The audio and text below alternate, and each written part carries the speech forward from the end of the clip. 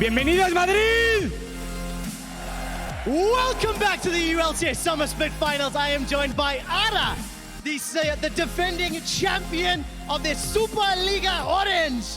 Champions at SLO, is that right? That was great. Ara, talk to me. We're in Madrid. It's a ULCS Finals. You won. Going back to your Masters, like, what's it mean? I mean, this is incredible. Like, we created the club, we created Mad Lions to be the team of Madrid, to be the team of this city, and seeing this stadium like this is just, I cannot express with feelings and with words. I'm sorry, guys, but you're amazing, guys. Seriously, you're amazing. Now do it again in Spanish.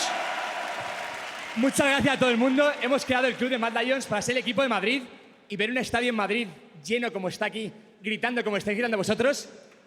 No me caben las palabras de la emoción para dar las gracias a todos vosotros, que sois enormes. Gracias.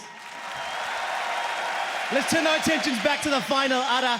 Game 1, Schalke showed up. They shut down Fnatic. Amazing playing the Skarner, but the whole team seemed to play well. Talk to me through game 1. I mean, I felt a bit like Akali is kind of a bait. Akali is a really strong champion, but there's the CC champions lock her down, like Braum and Skarner. Braum is kind of really good into Akali. So actually, they filled the bait where they just ban Olaf, get a Skarner that Skarner doesn't get any other counter, like hard counters like Olaf. So they get a high CC team with Lissandra, Cho'Gath, Skarner, and Braum into an assassin like Akali. So Akali can't really go in. So I think Schalke draft was phenomenal. They had outdraft of Fnatic on the first game. Yeah, absolutely. They executed on that draft phenomenally well. I just have one last question for you. Earlier today, Ocelot sat on this stage and said he's predicting a Schalke 3-0. What is your prediction and who's going to win this final? I mean, I'm sorry, but I have a little brothers, I have a really good friends of Fnatic, and I'm going to predict a 3-1 for Fnatic. Well, there we go. Fnatic 3-1. Ara, congratulations on the Mad Lions win. Thank you for joining. We're going to head back to the casters for game 2. Thank you very much. Quick shot, of course. Aura saying Schalke absolutely outdrafted Fnatic in game 1. Gentlemen, would you agree? Yes. It'd be very weird to say no at this point after everything that also happened in the game. To be fair, you could have some argument where you're like, no, if this champion did a little bit better, maybe it could have worked out. But now as we enter game 2, then the question is, what needs to change? Well, first of all, I need to see Skarner and Varus get removed. Either you pick them yourself with your Fnatic, but you need to make sure Schalke not getting them because they were key picks. Varus for winning the bot lane, and Skarner letting Amazing control the early game, gank every single lane. But we have to mention, the analyst has already said it, Soaz is in the top lane. This is the correct move of your Fnatic. He is currently the better choice for your team. And they're going to take Skarner off the board. Schalke, being on blue side, will have that first pick. They did select blue side, and they're going to continue with some of their previous bans. Tristana, Olaf were what were taken off before. Urgot was what they banned third and last, and they're just going to keep with this. Could they potentially look at the first pick Akali themselves, perhaps challenge Fnatic? Oh, never mind. No, sir. We do not want to run it back, but the Braum will get locked in again from Schalke, so despite swapping sides, their priorities remain the same. Last game, then Hylissang played Shen. I just want to mention that he's the best Pyke in the world, and it is still an option for him to play. Ezreal Pyke in the bot lane, Reckless sits back and does very little, and then Hylissang tries to roam to the mid lane. It's been one of the most successful strategies for Fnatic. Once again, they're valuing the Shen pick on their side.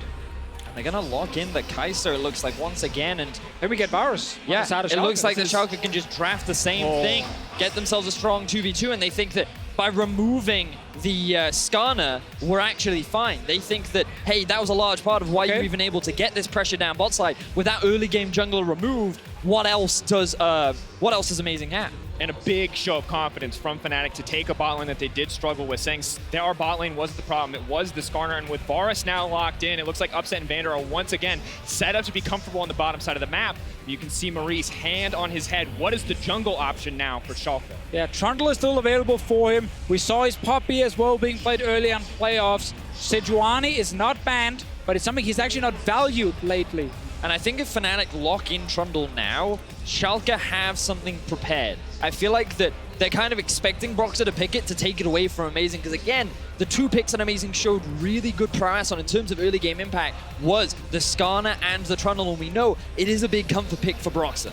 Sion was going to be the one I was just about to mention here, because again, with the Braum locked in, a lot of teams don't want to play Ornn against it. He can block that big ulti. So Sign instead, who can literally just run through it and smack into the Braum instead, and that's how you can start a fight. Also gives you a very strong laning phase for Soar, so we know it's Shen support, we know it's going to be Sign top lane.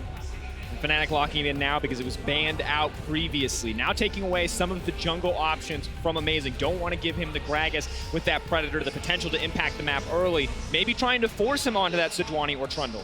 Yeah, that's going to be, a big question. Also, Nukeduck in the mid lane. We'll most likely have to blind pick here. Caps can save his pick towards the end. He can get the counter pick on the side of Fnatic. And because you have pushed bot lane with Varus Braum, will we get a champ from Nukeduck that can roam? That can go bot lane and assist in destroying this Kai'Sa that's going to get pushed on the turret? It is just an issue that you have to blind pick it against a man who plays everything. A part of me wonders if they will look for something like the Ryze. Maybe they ban the Cassio out now, maybe force Caps onto something like a Ryze. And I don't know if this is something that Caps is really known for, something that he often plays a lot of. I'm sure it's in his champion pool. It's something that, Caps, you would expect him to be able to play, but we know that it is something that Nukeduck has proficiency on. He is a very talented side lane, and it's something that can move from mid towards the bot side of the map. Okay. Relia gonna get banned away here. Another mid lane pick taken off the board.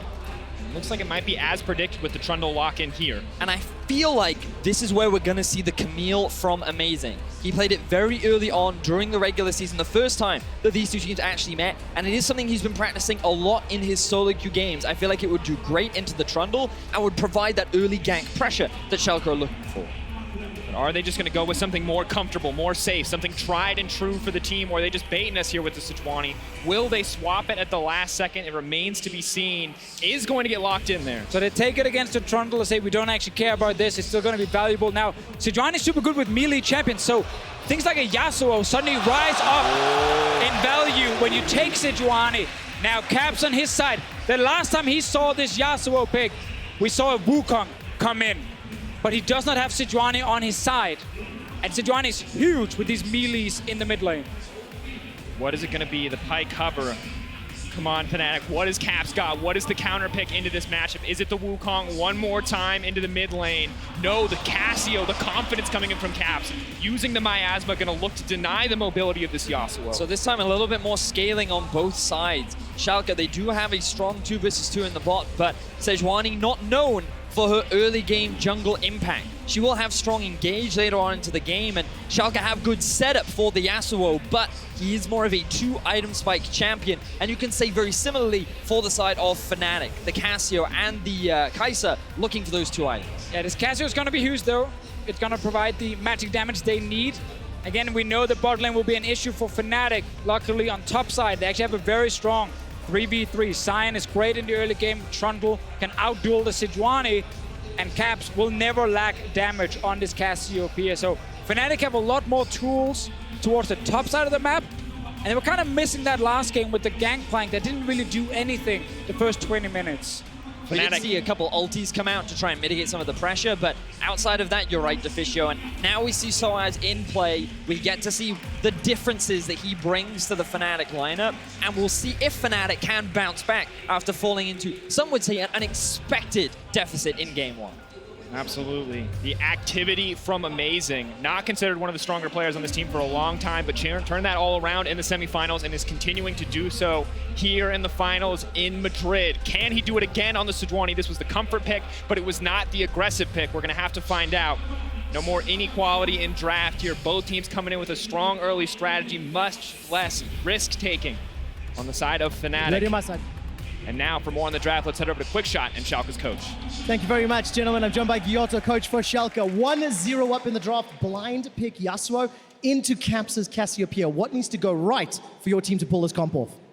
I mean, I think we just have to execute a similar plan like we did on the last game. Yasuo Cassio mid lane is really, really explosive. So obviously getting an early advantage both for us or for them will be really, really important for that matchup.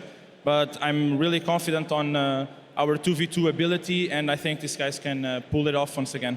Yeah, definitely seems to be the case. Best of luck. Back to you guys at the desk. Thank you very much, Quick Shot. Here we are, game 2, an explosive mid lane to set the expectation. 7-0 on Sejuani is the score for Amazing. Can this comfort pick combined with the Yasuo in the mid lane be enough for Schalke to take it to match point? Well, Caps is going to make it hard because he's running Cleanse, as we so often see against Sejuani. It's a little bit hard to gank him. Obviously, Nukdog in the early game in terms of raw damage output ideally wants to get a Phantom Dancer. But he might not even actually get to that point before we get the first couple of fights. Because I think the combination of Sejuani Yasuo is so good. Now, as we look across this, it's important to note on the substitution change. Both teams starting pretty defensively gives us a chance to talk about Soaz and Bwipo and the differences that these teams, or that these players bring to the team, the difference in styles that we see when they play. And the real stat you need to look at is that damage percentage difference.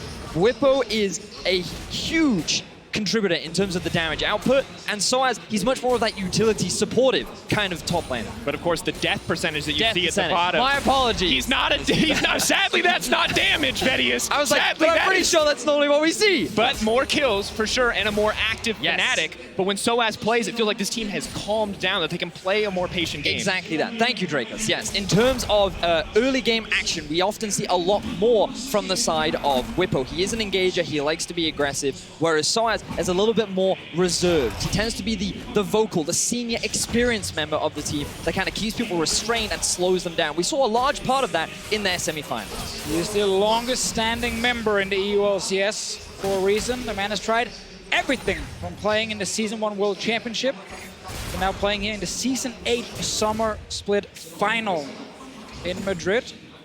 And early on, sure, Cho'Gath can push. Should not matter in terms of the 1v1. It's more about the two junglers and where they decide to focus. Amazing was everywhere in the first game. Now he can play around both top and mid, which is going to be the key thing, because that's where Fnatic are strong in this early game. And we just heard from Schalke's coach, the 1v1 matchup in mid, it's very explosive. If you get an advantage, you can take over the game. And we bring up this lower third for Amazing because he did have a very impressive game one. His kills plus assists at 15 was incredibly high considering how he has been during the regular season, but that jungle proximity, it may look relatively low. You compare that to someone like Broxah, who only had a 25% jungle proximity in game one. His presence was little to none. And one of the big ways in which Fnatic have found success in the past is by playing through Caps, enabling their star mid laner. And coming into this game, there is a potential opportunity to do that as Fnatic are looking to bounce back in this series. Now we see Hylissang looks like he will get stunned up, but just a trade on the bottom side. The arrow going to come through as well. Mid lane, explosive as predicted. Caps was very comfortable for those first two levels, but now that Yasuo's hit that level 4 mark, he's starting to trade back, he's starting to fire back, and it's just a matter of time, it feels like, before those junglers show up.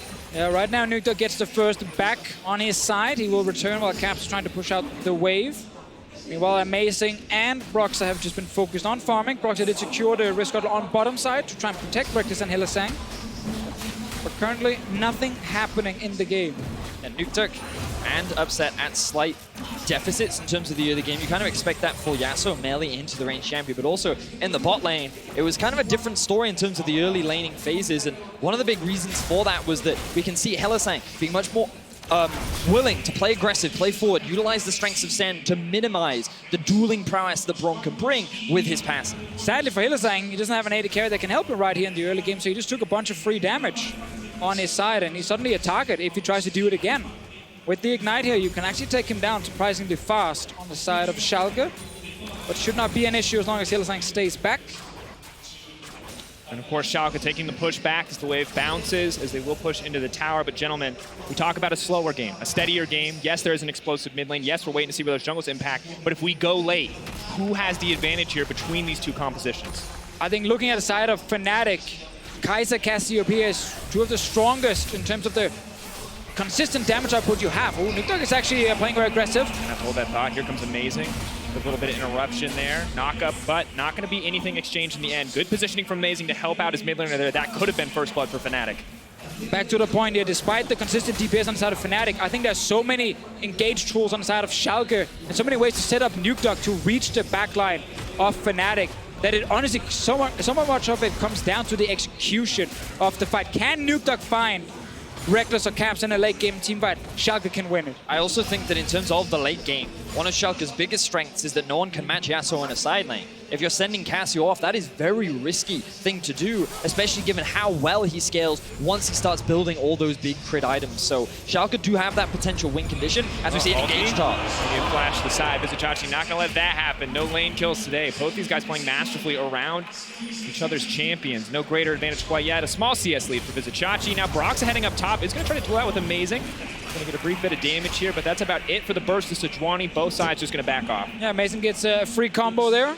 Obviously seeing Broxa walk up towards the lane. Chachi had no mana whatsoever to continue trading. And I like to start from Soaz here, forcing an early flash. And you know what happens when the enemy Cho'Gath has no flash? I want to say Brox often goes top. Yes, he likes to go top then. He looks for that easy kill. So let's keep an eye on Broxa the next couple of minutes. Top lane is an opening, but he still needs to be aware of what's happening mid because you cannot allow Nukeduck and Amazing to kill Caps. I also want to keep a close eye on the bot lane matchup too. We talked so much about Reckless versus Upset, two of our best performing AD carries in Europe. And with the return of Reckless, many question, would he still be challenging the top spot? Would he still be able to perform? And you look at his semifinals, and some even said he was carried by Caps in that semifinal. He didn't have the star performance that he did last split. Coming into this final, having spoken to him, he wanted to prove that he is still one of, if not the best AD carries in Europe. And Upset has been making a name to challenge that title. Absolutely has some fantastic numbers put up by Upset in that game one alone. But now, gentlemen, we have to check in because level 6s are coming through. Where's Amazing going to throw that first ulti? It looks like it's going to be on the bottom side of the map. Hylissang, nice dash out to safety. Wide shot there from Amazing. A little too confident there to throw it out. Yeah, I prefer that setup. If you have, or I prefer to see Vander actually be in the lane to jump forward and connect the first bit of CC, and then you can follow up with Amazing's ulti. In almost every case, Hylissang should be fast enough to dash out of it. So it's now a cooldown on the side of Schalke. Let's see if anything can happen on the side of Fnatic. It is tough for them with this composition to fully force too many things early, but they have Shen ulti very, very soon. Reckless, of course, notorious Tristana player, no stranger to waiting for a few items under his belt before he goes any further into the game. But Kai'Sa, not necessarily a pick we associate with him. Third game of the Kai'Sa in EU LCS. And of course, only 2 losses under his belt so far. So you talked about him having an opportunity to prove himself, Vedius. This is definitely one of those opportunities. And one of those games was from MSI. Let's not forget back to when he played it into double lift. He went up against the notorious Kog'Maw and didn't have the best of performances, and then we didn't really see it from him outside of that. He's now brought it back in this final, and late game hyper carries are kind of Reckless's thing. He scored 2 pentakills in the last final that he was in up against G2, and Fnatic would love him to have that kind of performance once again. But so far in this early game, he's struggling, as you would expect from the Kai'Sa, but he is still maintaining in terms of farm, which is kind of the best case scenario that you would want for your AD carry. A little bit of a loss in terms of pressure, but as you said, matching in farm, it's a good position to be in. Mid lane, suffering for Schalke, the range disadvantage for Nukeduck. Kind of has to go all in here if he wants to win out, and not exactly set up to do so as Fnatic set their sights on this Drake. Yeah, also with that first ulti from Amazing, he kind of wasted in the bottom lane. No initial setup for him to land the ulti, and it meant that he played passive. He's waiting for the cooldown on it again. Caps' cleanse is available. Caps right now, if he's actually able to sit there and deal damage, will be a massive threat, even without AP being built on his side. Looking down to bottom lane, Broxa is sitting there, Vander and Upset. Don't actually see him yet. See an opportunity to go for an engage, but they realize now that they've been baited in. The flash out from Upset. Hylissang tries to extend the taunt range with the flash himself, but Upset quick on the trigger finger there, not going to let that slide. That was a really good bait there from Hylissang, kind of overstepping to draw Upset and Vander into a bit of a skirmish, and then Broxa was able to just come in from the river and set up a gank to force the flash out from Upset. So Fnatic now have this summoner spell. Well, I say that. Hylissang ended up burning 2 of his summoner spells to even make that play happen. Now we see Soaz roaming down towards bot, though, to try and make more happen. No TP from Vizicachi. He cannot join a fight. Amazing is down bot lane already. Trying to set up either a lane gank or he's trying to counter gank this potential play from the Scion. He sees Broxa. They're not sure where Scion is yet. Creeps are deleted before they get a chance to spot out. Soaz no. Oh, nice dodge. There's the pillar. Vander going to do what he can to stop this from happening. Upset does take a lot of initial damage. Vander now locked up, but he flashes out. CC! He made it fall. CC, they're under tower. Take it down the turn and burn from Schalke to punish. Beautiful counter from Schalke. Vander, so much patience for using the ultimate. He didn't just throw it out immediately. He waited for the ulti to come out from Amazing, but now Caps, he is on his way box. Rocks are pushing in, the pillars there. Upset has no mana. Amazing trying to buy as much time as possible. The Shen is now returning. The stun has come out. They want to turn and bring this back. Caps running in, looking for a few kills to get it up. Uses the ultimate, stuns him up. Looking to clean up house here. One kill. Not going to get another one as Reckless takes it back. Schalke now running. Nukeduck needs to get out. He needs to make it to safety. Flash to keep him safe. And Fnatic fire back. Yeah, what a turnaround here from Fnatic. After losing the first kill, they know with the Shen ulti and Caps roaming down, they can go for more. They find multiple kills on their side. They will get a bot lane turret, and yeah, Chachi's getting topside, but they don't care about the Cho'Gath. It's all about getting kills on your carries. Fnatic tried to force play in the bot lane, and they're able to pull it off. It did take a couple of extra resources, but they were able to make it happen. First Tower Blood goes down in Fnatic's favor. They now hold the gold lead. And they also got the flash from Nukeduck because he tried to walk in and help, realize he couldn't and had to flash out. What a quick turn here. After Schalke completely read the first situation. They know Sion is coming. They have so much CC on the turret. But they couldn't do anything the second time. Let's take a look at it one more time, gentlemen. This replay brought to you by Acer Predator. So, they're utilizing the fact that Visit Chachi doesn't have teleport, so as can use his ulti to force a play here, and they have a decent amount of early game damage. So, Vander's in a great position to defend Upset. He takes a lot of damage. And note here, ulti comes in from Amazing to lock two members up, and then the Vander ultimate. The combined CC locks Fnatic underneath the tower to allow them to get the first kill. And then they overstay. Upset has no mana and no flash. Caps gets priority on roaming down towards the bot side, and then the moment Hylissang respawns, the Shen ultimate comes in to turn this into a 3 versus 5. And of course, as the rest of this fight plays out, you can just see the kills going in for both of the carries, and now eyes on the prize here. Another beautiful sidestep from Hylissang to deny it for now. Buys a bit of time with the Spirit's Refuge. Reckless, don't think he's going to go on in this one. Picked off by the side of Schalke. This is a classic Hylissang move. He does not care where the enemy is. He does not think about it. And every so often, he just walks through an entirely lit up area and ends up getting punished by the opposition. Schalke pick up a free kill. Gentleman, Nukeduck looks like he may have his eyes on the prize. Knockup isn't going to connect. Silence does. Immediately, they're going to get a little bit more, but the tornado goes in. Now they want to fire back on the Caps, but Nukeduck's in trouble because Reckless is cleaning up. He wants to fire through the rest of this team. The tankier member is going to start to get cut down. The stun coming in. Upset is here, but is it going to be enough? It might be too little too late. Visit Chachi is still alive. Upset ready with the turn. They're firing in. So as first on the menu, Zombie Sion gonna come through. Another fight for Schalke. Such a good final so far. So many fights. We see now the focus around mid lane. We asked for this in the pick and ban phase. Nukeduck gets the knock-up and dodges the ulti from Caps. But when the fight starts, everyone is already running to mid lane, so we get a massive team fight. Absolutely fantastic stuff from both teams. It all starts off with Nukeduck and Chachi getting the setup on the Caps. Nukeduck turns around to avoid getting stunned. He then uses his ultimate at the last second. But then Reckless joins the fight as Chachi kills Cassio. This is when things start to get crazy. Yeah, because now you have all the bruisers in here, and they just can't die. It's only the squishy members, like an AD carry, that can actually drop. But Reckless is safe, and same thing for Upset. So we have this really long trade. But in the end, Soaz will go down as well. We are dead even in gold. 14 minutes in. The mid laners have not managed to snowball out of control, but we do have 2 kills on this Kai'Sa. Much better compared to last game. Things looking much better for Fnatic overall. Schalke, though, going to try to turn that around by grabbing themselves a Rift Herald. Fight before is so close. We know that all the fights, if both teams are there, are going to look a lot like that. They come down a lot to the setup going through. Schalke will secure this one uncontested. Schalke are challenging Fnatic in this final. Expectations were that Fnatic would be the clean favorites. Hey, maybe they drop a game. Maybe they would struggle a little bit, but they would still be the clear favorites. What we're seeing so far in the series is that Schalke is answering everything that Fnatic throws at them. Schalke is willing to skirmish, willing to fight. And with the goal dead even 50 minutes into the game, we still have no idea which way this game will go. And that's actually one of the best things about the Schalke story is how this lineup, during Spring Split when they didn't make playoffs, a lot of people said a lot of these names are washed up. Nukeduck, no, he's overrated, always getting hyped for nothing. Chachi's no longer that great top laner we saw in Unicorn's love. Let's follow that story after in case the fighting they do not.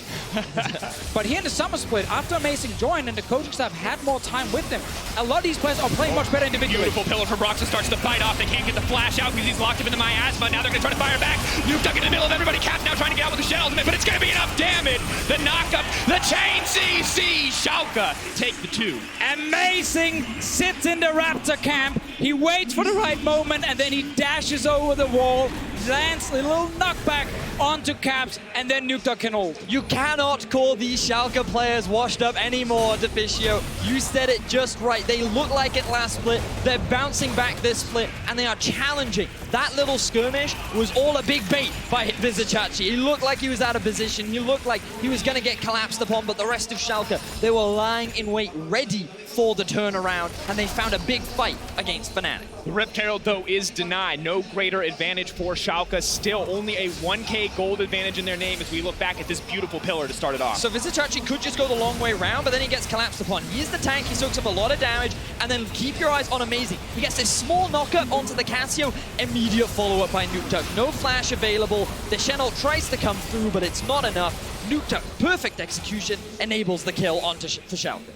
Absolutely stunning fight from this team as a whole, and I think it's important we remember what Schalke are up against, why people are calling this team underdogs, because when you look at the history of Fnatic and the achievements that this team has, that this organization has, you can understand why people might just have a little bit more faith in them than anybody else. Yeah, it's the biggest and most successful organization in all of Europe here. I mean, it says it all down the bottom. 6-time EU LCS champions, been to Worlds 5 times, won Worlds in Season 1. Like, this organization, they've done everything in regards to European League of Legends. And if you talk to these players, they're constantly talking about winning the EU LCS again, going to Worlds, and then see if they can win the entire thing. But step 1 is beating Schalke. And right now, Schalke are not making it easy for them. Back into the game, we see that Nuke Duck has moved into that split push position and is working towards the Infinity Edge. He secures another tower over in favor of Schalke as Caps looks to do the same, but look at how Schalke can just group up mid and apply this pressure. Chachi does have teleport available, and so as he's forced to group with this team because he doesn't.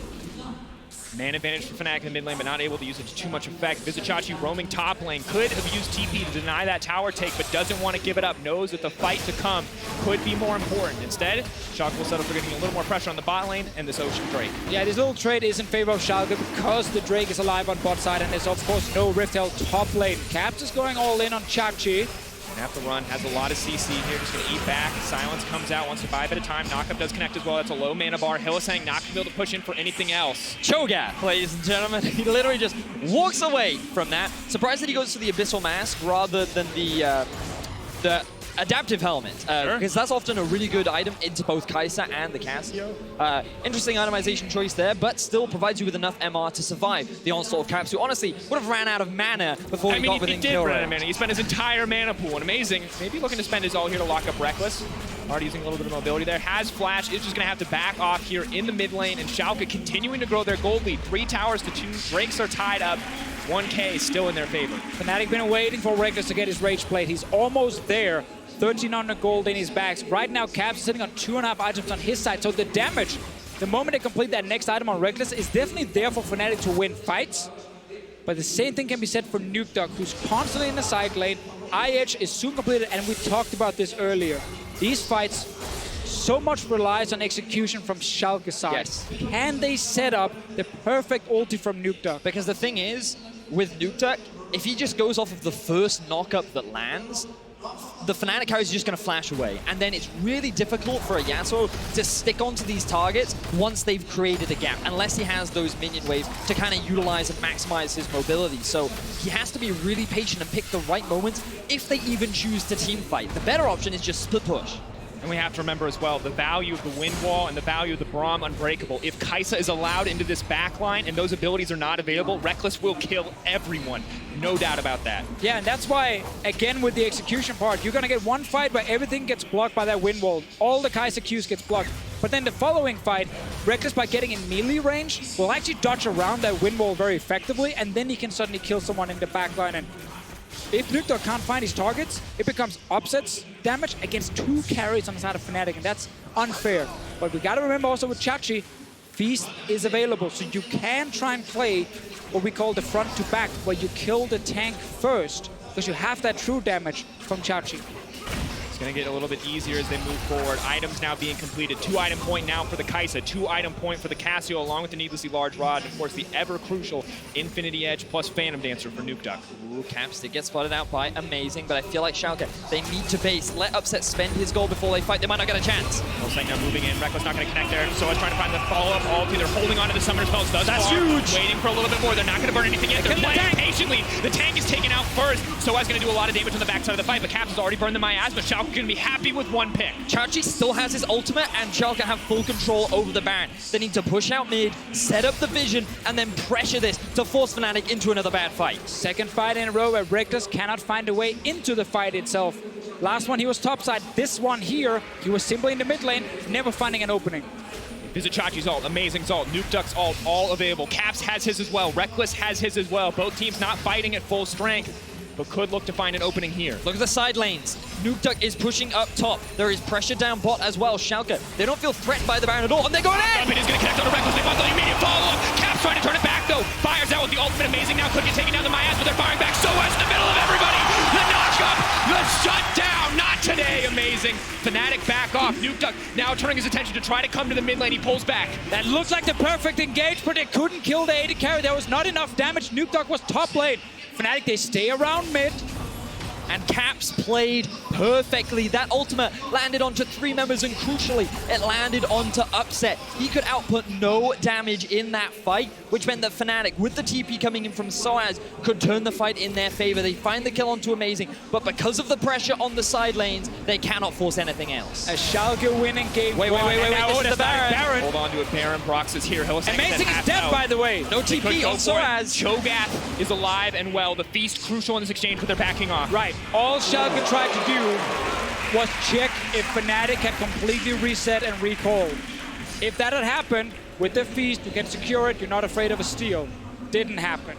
But man, we're getting such a close game 2 after Schalke dominate in game 1. It's just setting up for such an epic BU5 between the teams. We're showing Nukeduck top lane here because he's missing from this fight. So despite hitting Reckless and Caps sidestepping, there's just not enough damage to actually kill them. Upset got stunned from the Cassiopeia ulti. It was so beautiful from Caps. That 3-man ulti saved them in that fight, combined with the Hellsang Spirit's Refuge, mitigated so much of the damage from the side of Schalke. Again, it looked good from the offset, but really good outplay from Fnatic. Next time we might see Caps just grab the ulti and then use his cleanse.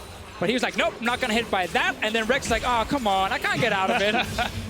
Awkward moment where both the people who might want to protect you do step out of the way.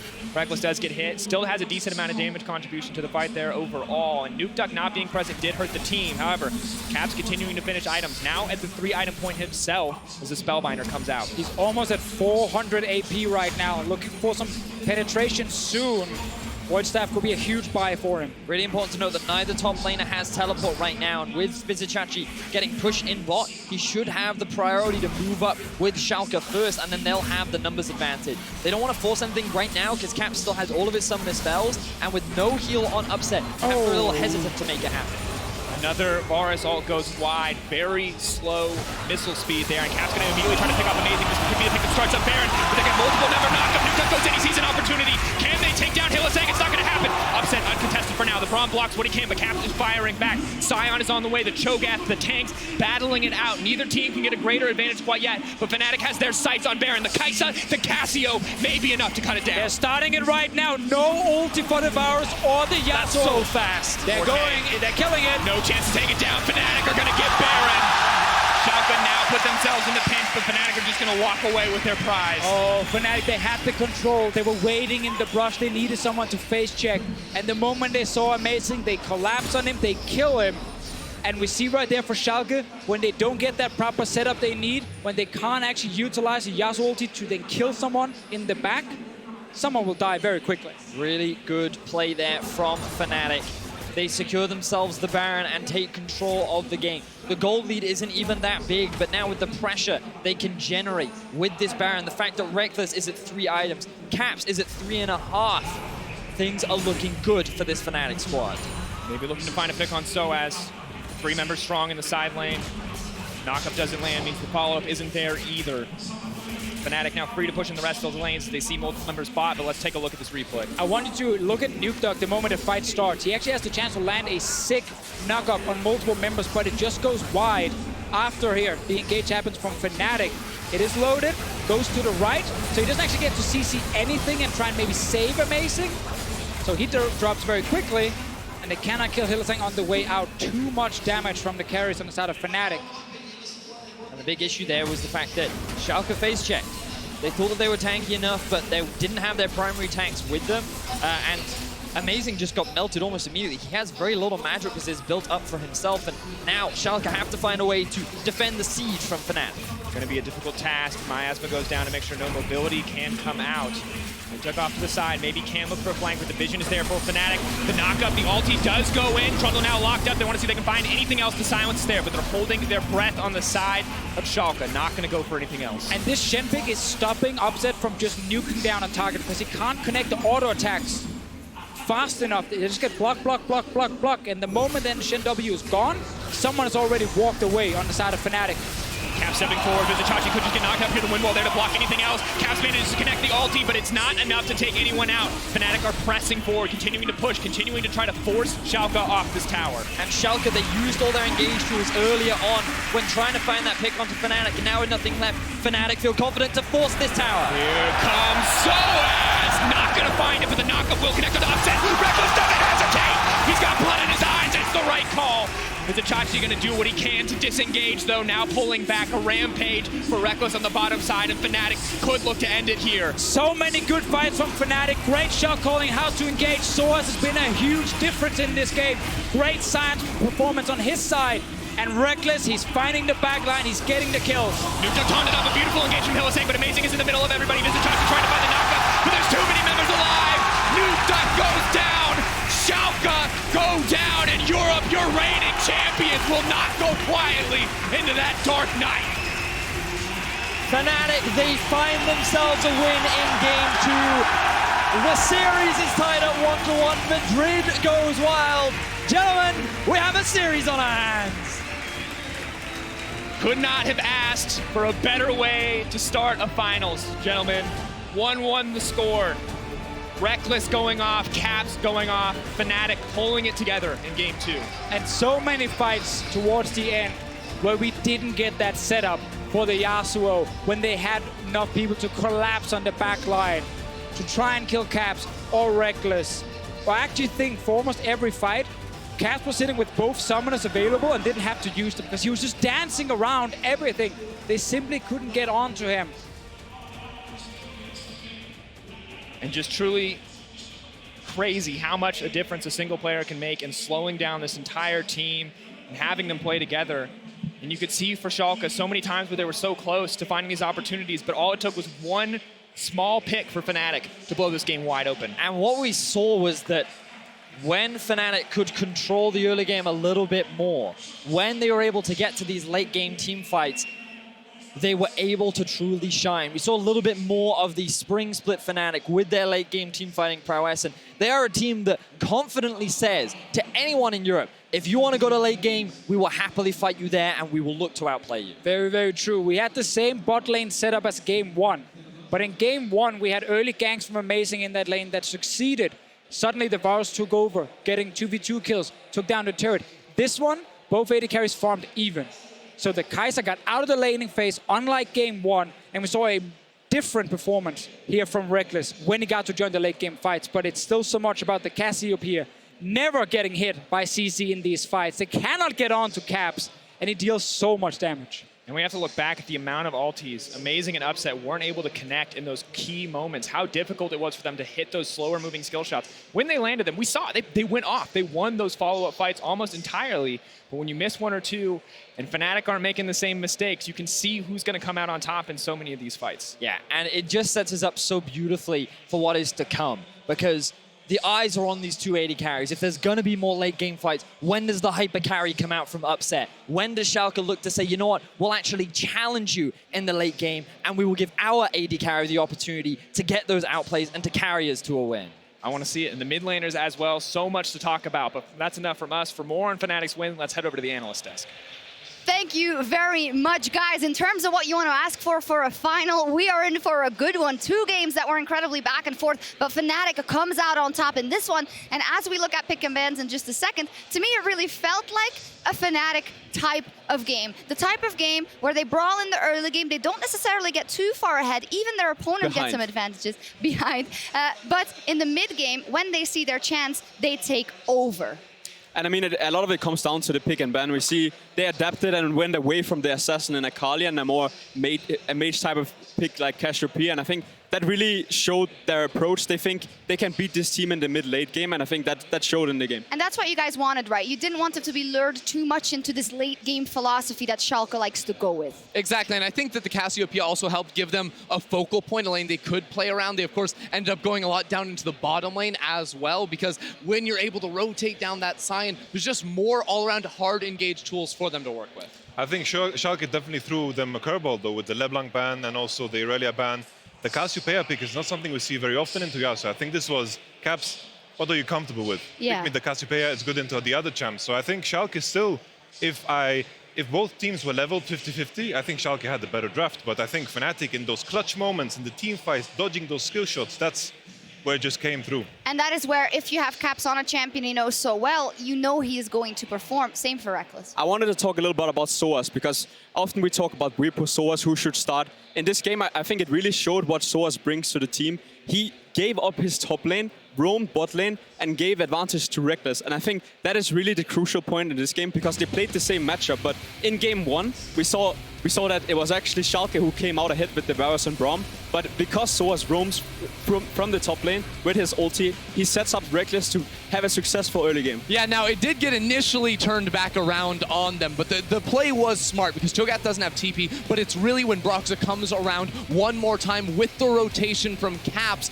coming in here to really make a play work out that was going pretty poorly at the start. And it felt like this was one of those moments where you knew if Fnatic didn't get a couple of kills, it could have looked very different, but they made the choice to roam down bottom, and Caps and Reckless picked up very important kills. Yeah, because we saw in game 1 that if Upset got a couple of kills, they'll just go ahead and dominate that 2v2, take down an early turret, and that's when Fnatic, I actually are going to be really hard-pressed to come back in the game, but since it was Reckless picking up the kills, they were the first ones to take down the turret. It gave them a lot of the tempo moving into the mid game.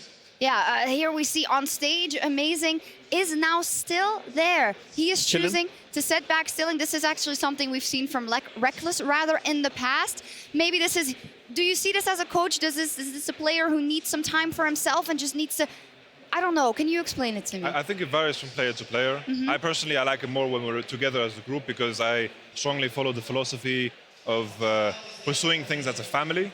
But of course, that varies to players. Sometimes you get the mental reset. Sometimes it's good to be for yourself. It just varies from person to person. Yeah. And look, Amazing had a ridiculous performance in game 1. Game 2, it was all right, but it was nowhere near that same level. I think he's trying to take that mental reset to get back on that. Very well, yes, his signature pick also said Juani, he felt like a fish out of water. It was the early game, though, right? Because in game 1, he really got his team a big advantage. This time around, it wasn't that same level. He played well, but it wasn't the carry performance that bought his team But that first. is that they were looking at, is that why they lost? I don't think so, but I think that man does think it's why he lost. Okay, yeah, okay, that could make sense. I'm just excited to see what approach the two teams take. I think it's very clear that Schalke is more early mid-game focused with the Varus and in this case the Yasuo, where on the other hand, Fnatic is more scaling with Kai'Sa and Cassiopeia. Do you match the scaling or do you keep playing to the early game? I think they have played very well in the early game, so I kind of want to see them continue this. I think it just comes down to, like, this game, Schalke was very inactive in the early game because Fnatic didn't have 3 losing lanes. I think as long as Fnatic draft evenly throughout the early game, I think they can end up ahead in the late game team fights. Well, let's also wrap up this game. We saw Amazing there on stage. He was the guy that died before Fnatic was able to take down Baron. Maybe that's one of the moments that he's replaying in his head. But most of all, this was also Fnatic identifying that this was their moment to go power spikes on the champions that needed it and just going for it. I think this also shows, sorry Ander, I think this also shows that Trundle, like, you don't pick Sejuani into Trundle because you just melt the tank. And I think with Kai'Sa and Cassiopeia hitting those tanks, the Cho'Gath, the Sejuani, they just melt like butter. Indeed. What I also want to point out is that we talked so much about how in Copenhagen it was all reckless, when in the split it was a lot of caps. In this game, it was again reckless, as you guys said at the beginning of the show. A guy with that pedigree, with that history, with that experience will come through for you when you need it. And one thing you can look at the damage still is that the Yasuo actually didn't have any impact in the game, honestly. And a lot of it comes down to the pick and ban phase, where there's so much CC and it's so hard to actually have an impact on a champion like Yasuo. We saw it with Akali as well in the team fights, because it's just so hard to get in and out because you're just gonna get locked down. Exactly. It's so hard to play a melee champion against two ridiculously strong backliners in Cassiopeia and Kai'Sa. If you ever commit forward and aren't able to kill them, you just get trained down and can't finish off anything. Wow, two very interesting games. We are now all squared up, 1-1. Tell me, what does Schalke has to do? What are their new keys to victory? We focused a lot on Nuke Duck and a lot upset at the beginning of the game, but it seems like getting amazing on a comfort pick is very important for this team. Exactly. I think the Skarner was the biggest one. I expect it will continue to be banned away from him. He will not see Skarner for the rest of the day. It's over. It's unfortunate, but I think that comfort for him to be able to make more early game plays is important. The Sejuani was a pick that worked for him a lot during the regular season, but I don't think it's a champion that you can use to really snowball hard early. And are we sticking with enabling upset wherever we can for Schalke? For sure, but also we have seen Schalke in the semi-final. They're not bad at playing mid and late game. They can easily take that approach. It just depends how do you actually think you can beat them the most. And I'm looking at a lot on the mid lane, because I think that is going to be crucial in the pick and ban. What approach do you take? And I like the fact that the guys here, they came to him. The veterans actually on the team talking about like how do we beat this team? And I think for me it's the mid lane, and I don't like the Yasuo with how much the game has just evolved around team fights. And what we see there, we don't know what they're talking about, but you cannot let that seed of doubt that these are the champions, the reigning champions, Fnatic, that took a game. You cannot let that fester as a coach, Yamato, as a player, when you go into possibly 2 more games and you have the trophy. I think that the first game was the most important one. Everyone doubted Schalke. I doubted Schalke probably the most. They came in, they took a victory, and I think that's the momentum they can use to take more.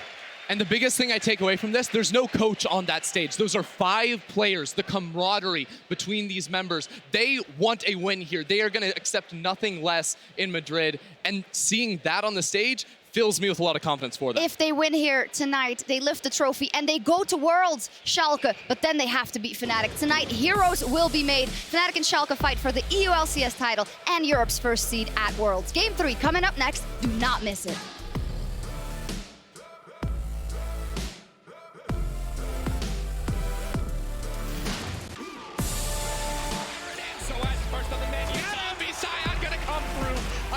Fight for Schalke. It's been amazing now. Cooking taking down the Mayans, but they're firing back so much in the middle of everybody. The knockup, the shutdown. Not today. Amazing. Soaz not going to find it, but the knockup will connect with the upset. Reckless doesn't hesitate. He's got blood in his eyes. It's the right call. Schalke go down in Europe. Your reigning champions will not go quietly into that dark night.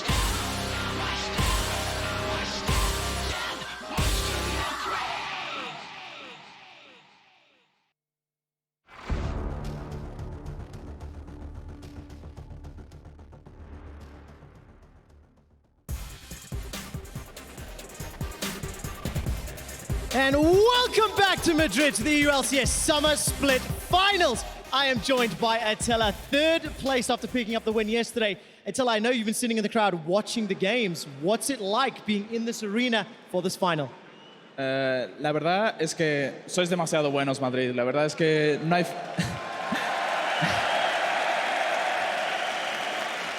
La verdad es que, digan lo que digan, no hay fans tan orgullosos, tan apasionantes como son los españoles. Y la verdad es que, aunque sea portugués, estoy en mi segunda casa y eso no lo quita nadie. I absolutely love this venue. I absolutely love this stadium. Let's turn our attention to the finals. Obviously, Vitality wants Fnatic to win because it books your ticket to Worlds. But how much did Schalke's performance in Game 1 surprise you? I mean, I always knew Schalke will actually do well because obviously they beat us, right? So if they beat us, they have potential. But basically, it's like I think Schalke had a really strong idea. Game 1, I think like they baited a Kali pick. They picked a really strong comp against Akali, and they just performed really well. And they just got a snowball and finished the game by it. And I'm actually really impressed with amazing performance. Well, definitely showed up. Early game moves as well from Schalke in Game 2, but it wasn't enough. Fnatic bounced back 1-1. Last question before we get to picks and bans. I know you want Fnatic to win, but who will win this series and why? I'd say third game is the decider game of this series because whoever wins it will put the other against the corner. And I'd say Fnatic will take it home. And I hope they do it because I really want to go Worlds. There we go. There you have it. Attila, thank you so much. Congratulations again for yesterday. We're going to head to the casters for picks and bans. Thank you, Quick Shot. Praise for amazing, but not giving up hope on Fnatic. Still believes that they will pull it through, put them against the wall for that match point, and close it out. 3-1 Fnatic from Attila. I don't know. I want to see what the next evolution is in the draft phase because Game 1 and Game 2 were so wildly different in terms of in-game performance. Yeah, Fnatic, they're back on blue side, just like they actually had in Game 1, and that's when we had the Akali trap. It was left open, they grabbed it, and we saw the Lissandra, Skarner, Cho'Gath combination. That's not going to work again for Schalke. Skarner is either going to be first picked or probably banned by Fnatic. They can always remove Lissandra in the second phase. So that's something different. Uh-oh, boys. It's the applause-o-meter. Oh, God, we're destroying NA. Have mercy, Madrid. Not even France stands a chance, boys. We've definitely beat out Fighter.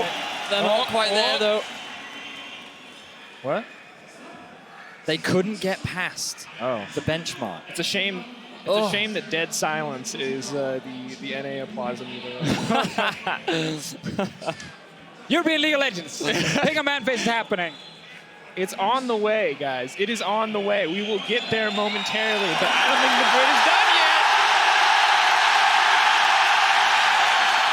Can't have European League of Legends without European fans. They broke a digital product. How does that happen? How does it happen? Oh man, this crowd is absolutely amazing. They are so energetic, so passionate about League of Legends, and there are a lot of Fnatic fans in the audience as well. When Caps was announced MVP, this crowd erupted. You couldn't even hear what Caps was saying, they were so loud. Now, of course, we're getting closer to pick and ban, though. We're going to have to see if the crowd give enough strength to Fnatic to carry them through in this Game 3, and more importantly, how Schalke respond to that loss in Game 2. Well, Alistar will be banned by Fnatic again. Question is, do they ban the Skarner or do they want to first pick the Skarner on their side? And Schalke, do they leave Akali open again? Nope. Fnatic actually say we don't even want to they don't want to first pick it because then it gives Schalke the option to draft it themselves, and they then don't have an answer clearly. So this pressure ban is a nice adaptation that Schalke have forced onto Fnatic. I think Fnatic are saying we have so many other ways we can win, we don't need Akali. Yes. But they could have just banned Skarner here, grabbed the Akali and gone for Lissandra ban in the second phase if they're scared of it, and that entire composition is gone from Schalke. But they're clearly saying there might be other plans.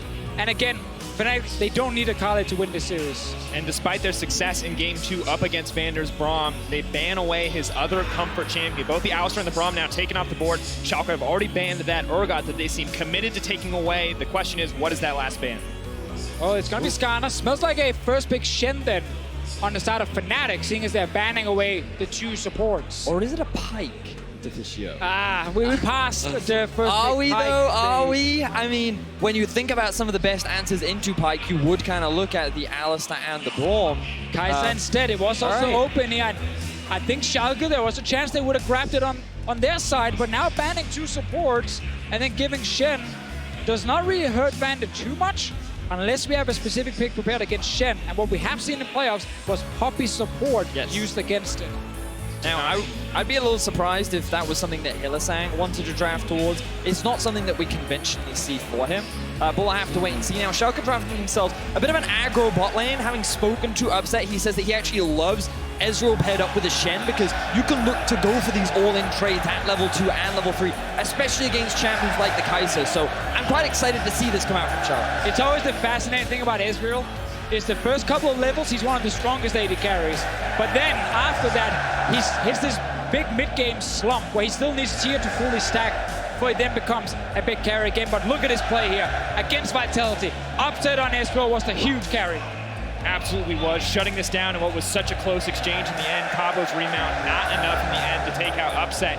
And as we progress further in this draft, we have to wonder how Schalke are going to play around the Ezreal this time up against Reckless's Kai'Sa. The Ornn already locked in with the Braum off the table. Give it a There Pike! it is! The Pike locked in for Hylissang.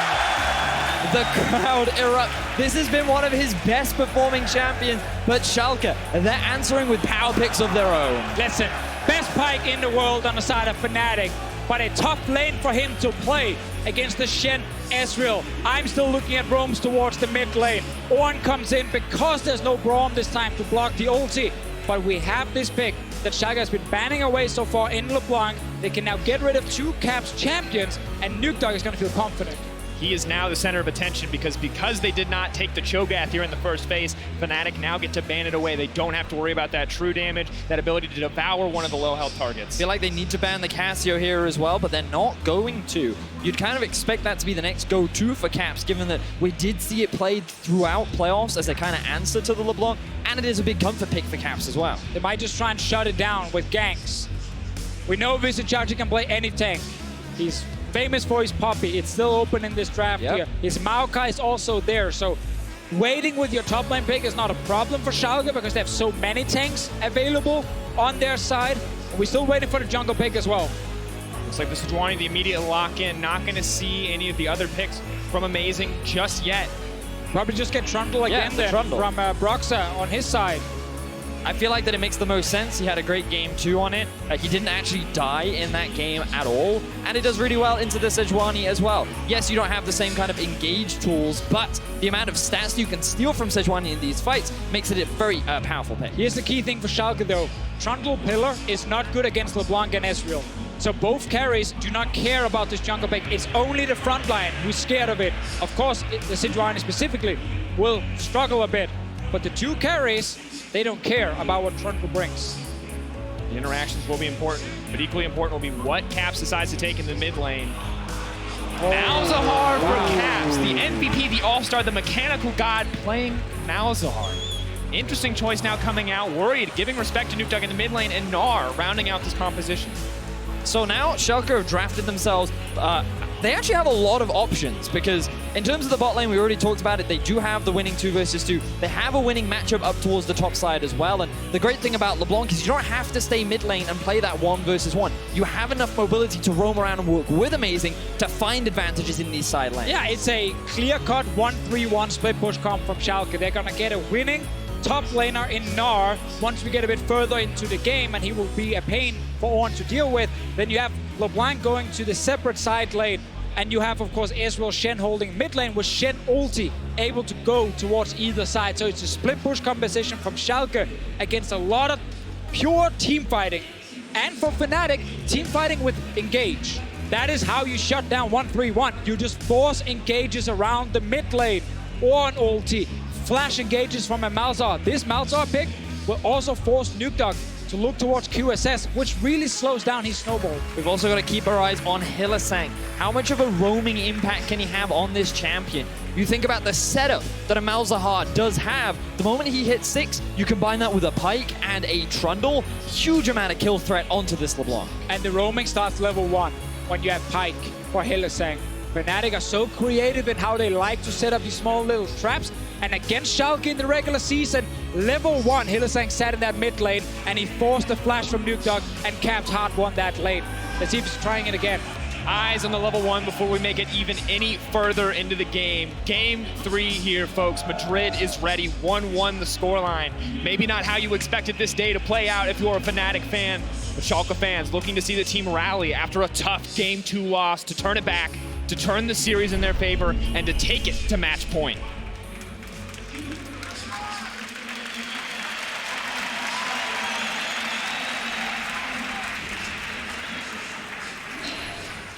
It's going to be exciting to see how this one plays out as the crowd settles down. Nukeduck on the LeBlanc.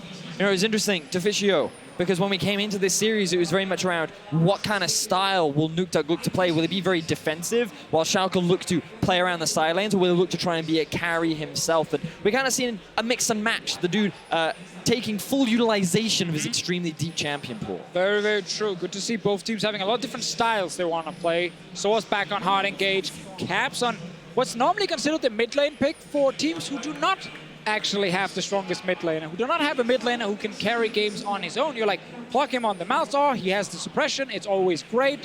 In this case here, it is the best mid laner in Europe playing it. And it's actually done it in the past.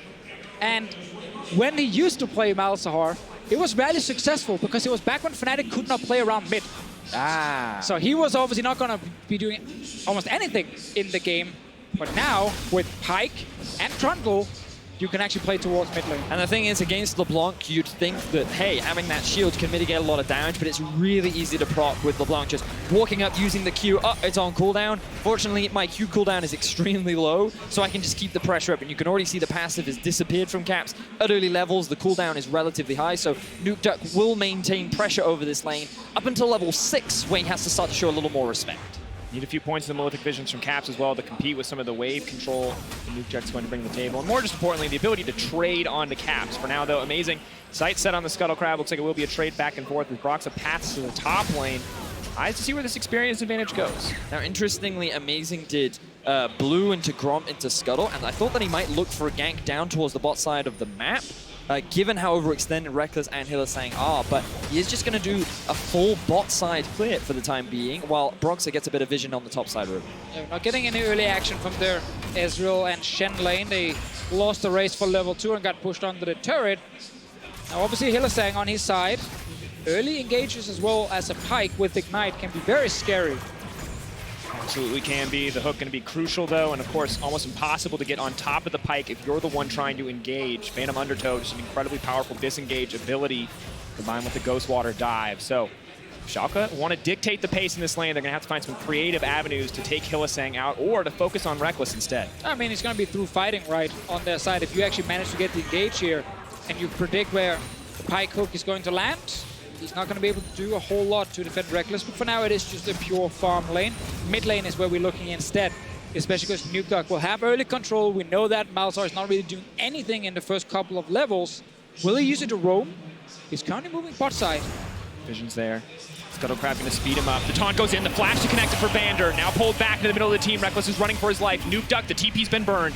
Can he get any greater advantage? But it is going to get canceled out in the end. Cap's not going to commit to that one. Now focusing in on Hylissang. He's going to dash away. Will not get locked up. Phantom Undertow and Ghost Water dive take him to safety. So very few summoner spells burnt on the side of Fnatic outside of the heal from Reckless, but Vander had to use both summoners to set that play up, which means that in terms of summoner spell advantage, Fnatic were the ones to come out on top, and they were able to avoid this early play from Schalke. The only unhappy player is going to be Caps. Having to use TP, then cancel it. He cannot go back to lane instantly. He'll have to run. It's also why Nukeduck could stay bot lane a little longer, knowing that it wasn't a huge threat in the mid lane of Caps, just instantly returning and perma-pushing. So now we look at how things are playing out in the top side of the map, because remember that for Schalke, they have drafted this 1-3-1 style of comp, and when you are on that Gnar, you want to be able to pressure the Ornn in terms of the early laning phase, and it's going to be integral for Schalke to play towards their win conditions. I think, though, if you are Schalke, you're not too concerned early on, because Gnar is typically one of those champions that he will go even in a lot of matchups, but then once he gets items, for sure, he will use the range advantage and the fact he can actually chase you down in the long lane to then fully out the tank. So early, it's okay that they're just trading even. Wait for 1 or 2 items, and let's see if Chachi's going pure split push. Are we getting a Rage Blade Gnar, or will he build some tanky items? We will have to find out. Gentlemen, I want to check in on the junglers. We talked so much about Amazing being crucial. He was a monster in Game 1. Game 2 was a little bit of a different story. We've seen how the team not quite is able to build up these gold leads when he's not as active early on. You can see 146 team gold difference of 15, but a 2.5K lead in that first game. See, now you can see that in terms of his jungle proximity, he was still trying to be active in the early game, but it wasn't netting overall team objectives. The lanes weren't winning as hard as they were before, and the fact that he's able to apply this kind of pressure is still valuable, and he's going to need to maintain that, because again, if you are playing this 1-2-1, being able to have that early lead makes your split push that much more threatening. For now, though, Broxa on the opposite side is going to focus his attention in the top lane. Amazing is on the way up. It looks like he has sniffed this one out. Question mark pings go down, and Hylissang sees an opportunity to go in onto Upset. Where's the hook going to go? He's backing off. He's trying to buy a bit more time. He's going to land. Vander going to body block. They're taking their time here. 4 stacks on that plasma. Reckless could look to go in, but doesn't want to burn the flash. Is just going to back off. And Hylissang just dodged the taunt there from Vander. Could have been huge for Schalke. But this is now Fnatic fighting bot lane after Hylissang took a bunch of damage before this fight happened, trying to hold the wave, and he has no items on his side, while Upset had, of course, already recalled and TP'd back in lane. 2 TPs coming topside. Amazing is there as well. Level 6s. Kuzachachi at half rage. Could look to go for an engage here, but Amazing is just going to back off. Now, Hylissang, trapped into that bot lane tower, does feel like a good thing for Schalke right now that he has not yet been able to roam, but he's got his eyes set on mid lane as he leaves the base. Classic Hylissang play. Caps has hit level 6, and they have their eyes set on a potential nuke duck kill. Hylissang and Broxa, something that they often did during the regular season to enable Caps to be that big carry. But now Caps is going back as he goes mid lane, a little bit of a desync there. Well, one of the problems for Malzahar is you use all your mana so quickly. He had absolutely nothing left, so he had to recall right there. Did not actually get to time it with his teleport cooldown, so he has to walk back again. But that doesn't mean the TP is ready if a play happens in the side lane, and that's one thing we can look for, how Caps reacts in case Nuke is roaming on his side. And of course, gentlemen, Caps was just such a huge factor for this team when they won out in Game 2. A beautiful Cassio performance. We look back at the 3-man stun. Now, putting him on something that is not a carry is an interesting choice from Fnatic, and we have to wonder how it's going to affect the team. Yeah, I felt like Caps was a really big part of why Fnatic were able to win so many of their team fights in the last game. And you think back to the semi-final, the fact that Caps pretty much solo won a game against Misfits on his LeBlanc, and the fact that he's earned himself MVP of the split just goes to show how much talent and ability to carry this guy does have. And in this game here, his job together with Broxa is going to be just melting the front line of Schalke. It most likely will be Amazing trying to jump in, and that suddenly sets up the first kill, which then allows Reckless to jump into the back line after on Kai'Sa, and you can kind of see the entire team fight unfold right there. Kill the tank in the front with your Malzahar and your Trundle, and then your Kai'Sa can actually carry everything else. And of course, already the Trundle, such a favorable matchup into Sejuani, sucking away all those tanky stats, the max health damage from the Malzahar as well.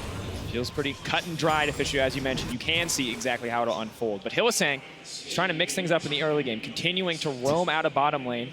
The problem is you just leave Reckless on an island, and in most cases he's fine, but the risk of a dive is real from the side of Schalke, and if he makes one slight misstep or misplays, there's a real risk of Schalke finding kills in the 2v2. Oh, tried to predict the juke right there, but that's kind of the important thing is when he played Pyke with Reckless before, Reckless was on Ezreal. Yes. Because it was a lot easier to leave him alone.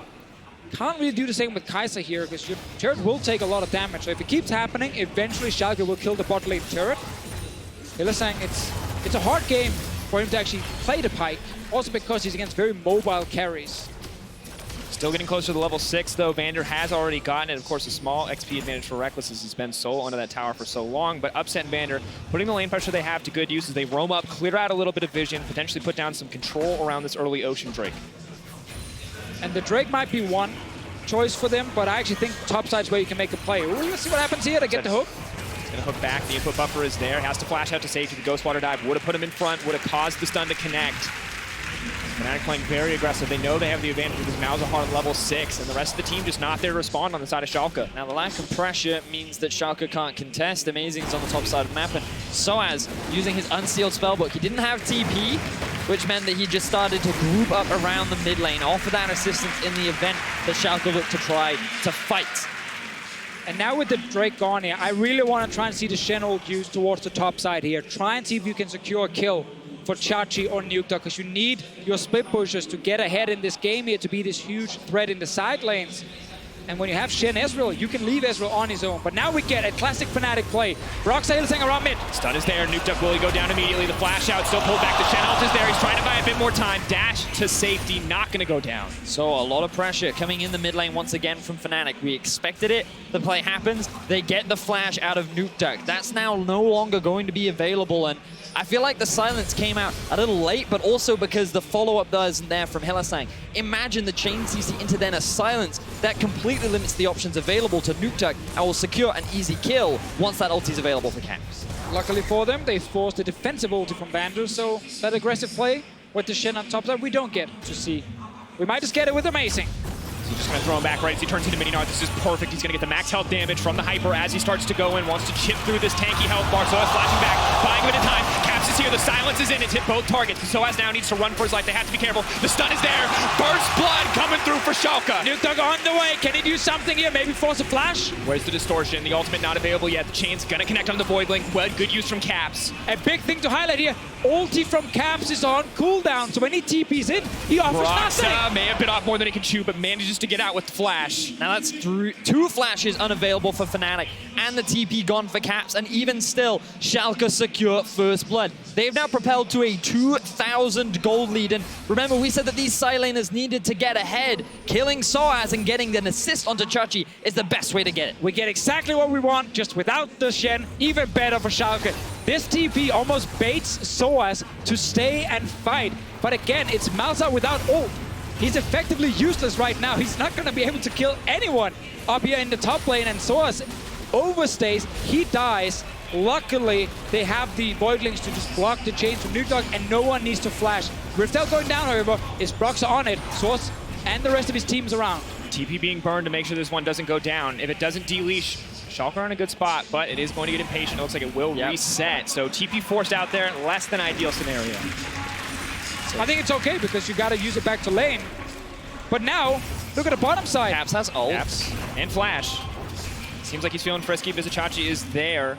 Meganar will give him a lot of stats, but Reckless and Hylissang free access to this bottom lane tower. Not at all going as expected. Ezreal ult does come through. Will clear the caster creeps just about. Vander gonna need to commit a little bit more if he wants to stop this. Taunt goes forward. He is stunned up, and the guy coming out. If he gets low enough, Pyke is going to kill him. Not gonna happen. And that's the thing, it's okay for Fnatic to not get Riftel by just trading TP because Upset was not looking for a lane swap. He's now still running back to the bottom lane, but Chachi's trading top mid lane as well. Gonna go for it, the lockdown. 3 minions hitting there. Nuke Duck is going to make it out safety. Silence over the wall, not going to reset the Malefic Visions. Hylissang looking for another roam once again, though. This man doesn't even have boots, yet he's all over the map. He has Ignite. He does have Ignite. The ulti is there, death from below. If he connects any ability, he may just be able to kill Nuke Duck, but Nuke Duck not afraid. Just a level 7 Pyke. He knows he can burst him down. Will he commit anything else? Still has the Phantom Undertow. So hard to lock down that Pyke, and Fnatic playing this nicely. But a lot just happened in the last few minutes.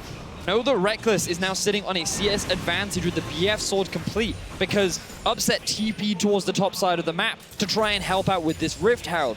Schalke were not able to secure it, and now Fnatic have 4 members towards the bot side with a very low health turret standing right in front of them. Grouping as predicted in Champion Select. Fnatic fighting as a unit, fighting as a team, not giving Schalke the chance to split up this map. And so much comes down.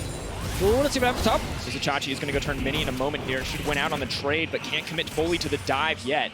But so much of this bot lane advantage comes down to Vander having to go mid lane with the Shen ult, Upset TPing up to stop a Rift Herald, and then actually not being able to get the Rift Herald to trade it for a bot lane turret. I think he was too eager to join it. It was only Broxah sitting with the objective, no one else. And Tower First Blood does go to Fnatic, but still a 1k gold advantage for Schalke. That is the advantage on the top side. 36 CS lead for Vizichachi. Deficio, you talked about it. Those first items coming through means Gnar becomes that massive bully. And I honestly just want to see him get another damage item now and just fully commit to winning this side lane. He's 2 levels up. He's a huge win condition for Schalke. Problem is, and Ornn, even if behind, can always force team fights, and that is Fnatic's way to stop the split push, engage on Schalke. I also have my eyes on Nuke Duck. You know, I don't mind it if LeBlanc doesn't really find any kills in the first 10 minutes, but once she has her first item completed, that's the point in the game with which she needs to roam and start finding these picks, because the longer the game goes where she doesn't have a lead, she becomes harder and harder to play, especially against someone like a Kai'Sa with the amount of mobility she has, the stealth, the opportunity for outplay with the ult. The longer Nukeduck goes without getting himself kills or putting anyone from Fnatic behind, the harder this game gets for Schalke. Yeah, and that's kind of the thing around the Malzahar pick. It's just there to stop Nukeduck from getting these early kills. Like, Voidlings to block change. Every time we see Nukeduck step forward, Caps fires the Q from around the spot where Nukeduck would actually jump to try and silence him, so he can't do it. He's forced to build early mattresses, most likely the QSS, so it delays his snowball, and now here we go. The lockdown comes through, the chain CC is gonna go in, down from below, not quite gonna be enough to Shen! Stopping it, but Broxah gonna grab the kill in the end. Fnatic now barreling down mid lane, sights set on their second tower of the game. And that's what we said from before here. This Fnatic team can play around mid lane, so Caps' Malzahar will be a lot more effective. Taunt goes in, Broxah could now be in trouble, but Shen gonna buy a little bit more time. Now taking him out, Caps could be next on the menu, but Vander is running for his life. They're not gonna have enough to commit more. Visit Chachi though is on the way in. Amazing, no ultimate means they can't commit any further. Fnatic end up trading 1-for-1, but they get a tower. Reckless pushes a bot lane minion wave all the way into the tier 2. Soaz picks up a lot of farm topside, and while it does cost him his teleport, Fnatic overall can be pretty happy with how that turned out. Yeah, especially because they keep scaling on their side. They have the superior 5-on-5 draft here with the amount of engage and suppression. And we talked about how Nukeduck, he needs to be finding kills at this point in the game. This LeBlanc needs to get ahead, and now that he is 0-1-0, falling behind the Malzahar, level 11 to level 12, Nukeduck is going to have a much harder time in this game. And you can see how easy these kind of plays are. Just the CC coming through, almost enough with the Pike to kill it, but Broxah has enough damage there with the Tiamat to kill even the stealthed up LeBlanc. And it was the suppress into stun into silence, meaning LeBlanc could not move for a whole 3 to 4 seconds. And while it was a good return from the side of Schalke to get that kill, that was pretty much the best they could get in this scenario. Gentlemen, it starts to feel a little bit like game one when we look. Except now it's Caps, no longer on the proactive playmaker, on the defensive mid laner, set up to deny Nukeduck, doing exactly to Schalke what they did to Fnatic in game one, stopping these playmakers from having any access to the back line. And it's starting to pay off as they get closer and closer to evening up the gold here. QSS now completed for Nukeduck, so next time he just gets ulted by Caps, he can actually use it and try and get out, but it does slow down his damage. Schalke at this point are looking more towards the AD carry, saying you're gonna be our carry in team fights. And again, Chachi winning the top lane. He needs to get this top lane turret down so he has a longer lane he can play around, and he is building towards a second damage item. And they commit a little bit more. Hylissang does manage to pull LeBlanc back, has suppressed the Shen, though they're just going to keep chasing through. They want the chain CC to go in, down from below. They have the reset onto Hylissang, but they can cut him down before he gets anything else. That is one kill picked up. Upset on the backside, but the reset of the Mythic Mystery Species all but dead. Is he going to go down in the end? The Airy proc's not enough. They barely managed to make it out on the side of Schalke. The Nukeduck clone is there. Chachi, this is your moment. Reckless will surely kill you, but you might take one down in the meantime. Megadar not enough. Nukeduck running for his life. Soaz on the backside and Amazing in no man's land. He's going to get cut through. One more stack on the plasma. Taken out in the end. The shutdown for Soaz. The flash forward and death from the Acathian rain. And Fnatic find themselves 4 quick kills as Schalke fall further and further behind in game 3. Reckless now running though, upset, hungry for blood. Flashing forward, the Shen ulti coming in. Is it going to be enough? The dash, the flash, the extension, the shutdown on Reckless. Oh, let's see, Swords, Broxah on the way. Upset, he's been the best Ezreal player in the league, but can he outplay this scenario? Buying a bit of time for Vander, but they don't even worried about Upset. They know the Ezreal can't kill them fast enough. They just want to pick off the Shen. Hylissang is here, he's stealthed up. They can't see him coming, but the Ghostwater dive alerts them. They know he's on the wave. Can he outplay this hook? Has to dash over the wall, but he doesn't have the E. He gets taken down in the end. Fnatic take out Upset. And Fnatic are winning some big fights here. We already mentioned how Schalke, they can't really win these fights properly. They are forced to build defensive items on their side, and while they managed to get the early 1-for-1 trade, they couldn't follow up, and we never got the Mega Knife from Chachi. And Schalke is starting to crumble under the pressure. These fights are getting hectic. So much is being used to just get a kill here or there, as Schalke are trying their best to just get some kills onto these carries. 0-2-2 now for Nukeduck, as Caps has been monumental in limiting their impact so far in this game. And of course, we see the tax now being paid for Malzahar. Double QSSs in jungle and mid. They just want to find the engage. They want to stop Caps from being relevant. But while they focus on stopping Caps, Rekkles continues to scale up, getting closer to that 2-item threshold. But keep your eyes on Upset as he's building some serious damage too. Now, we'll see at the start of this fight, Nukeduck gets pulled in, but the attention actually goes down onto Vander, which means that Nukeduck doesn't have to burn the QSS, but Rekkles can just dive onto the backline, and this is when the fight kind of gets a little bit split up. Yeah, because they get that first kill, but now, if you notice, Rekkles is still very healthy, and it's hard to actually take him down. Chachi, not even close to getting Meganar, wants to get the kill onto Caps, and he will, but it takes so long, and there's so much damage coming from Rekkles to just kill him in time, and the Kaiser's on 3 kills now. Amazing. He was caught in it. I think he was trying to help at first, but then realizes, wait a minute, I can't actually do anything, and sadly, everyone kept chasing it. Another fight in the game. Amazing throws the engage over the wall. Vander ready to pursue, but nothing is going to come from it. The action does not stop here. Vizicachi hungry for a kill onto Soaz. He knows he's the strong side laner that the team needs, but it's not enough to bully Soaz out of lane quite yet. Only the Bilgewater Cutlass and the Black Cleaver. Fnatic still very much in control. The gold not telling you the full story here as Fnatic has been dominating these fights. Vizicachi definitely going for the full split push build, but right now, Soaz is doing a good job holding him. Both teleports are available. Caps doesn't have his, so he's starting to group up with the team, but Schalke being forced on the back foot. They have LeBlanc, Gnar, yet they have not been able to find that significant of an early game advantage. And while the game is even right now, Fnatic are more than happy to keep this game stayed. Yeah, Gnar will do his job, but Nukeduck can't do almost anything. If he goes to a side lane, Caps will match him and he will be stronger. So you're kind of forced to just play wave clear duty, and Fnatic can always start Baron to force a 5-on-5 team fight. Upset now running, could be in trouble. Pyke is very difficult to get away from. Ghostwater dive forward. Where's the Bone Skewer gonna go? Using the ulti to get himself into it. Pulling Upset back. A beautiful play. The best Pyke in the world, you said, Deficio. Excellent execution from Hillasang. He uses the ulti to close the gap. It makes it so much harder to dodge the hook. Upset didn't have flash, and now on his signature Ezreal pick, Schalke are suffering as Fnatic start off the Baron. Trying to all in the Baron here. Nukeduck fairly low on mana. Chachi needs to recall and TP in. But again, he's far away from Meganar. Silence on the Nukeduck. Shen ult coming in as well. They're bringing the whole team to bear. They're ready for a fight if it needs to happen. But Ornn is looking for an engage. The taunt does not stop the re-engage from the rest of the team. Amazing just trying to buy time. Can they deny the Baron? Eyes on Vizicachi's rage bar. The rest of the team going forward. Nukeduck now trying to run. But the chains has revealed him to be the real LeBlanc, and they're backing off for now. Oh my god, Schalke actually managed to defend right here. Fnatic were looking to turn and fight them. Did not want to risk any sort of 50-50 Baron. But because Chachi was on top side, he actually kept 2 members distracted.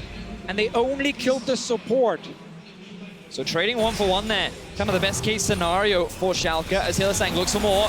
Absolutely fearless, leaping forward with the Bone Skewer yet again. Not at all worried about getting bursted out in those exchanges. Knows Rekkles is there to back him up, and another Infernal Drake falling for Fnatic. 3 Drakes to 0. Fnatic continuing to build these small advantages. Now, often you would expect Schalke to be in the strong point at this point in the game. Ezreal, 2 items, very close to completing Blade of the Ruin King. Same for Chachi, but they just can't find these fights as this whole fight starts off as a 4v5 in the Baron pit. But you can see Chachi from top side trying to be annoying. Vander wants to stop the Ornn ulti, but he obviously ends up then overextending in the fight. But at this point, they're still buying time, and they actually get a kill on the way out. It's pretty crazy that Schalke do not lose more here, and Baron is still alive. So Fnatic, while they have the stronger 5-on-5, they still need the big objective if they want to get the big goal lead. Schalke digging deep to stay in this game, finding these opportunities to stop Fnatic from getting anything greater. And we need to look at the flash on Caps against no QSS on the Ezreal.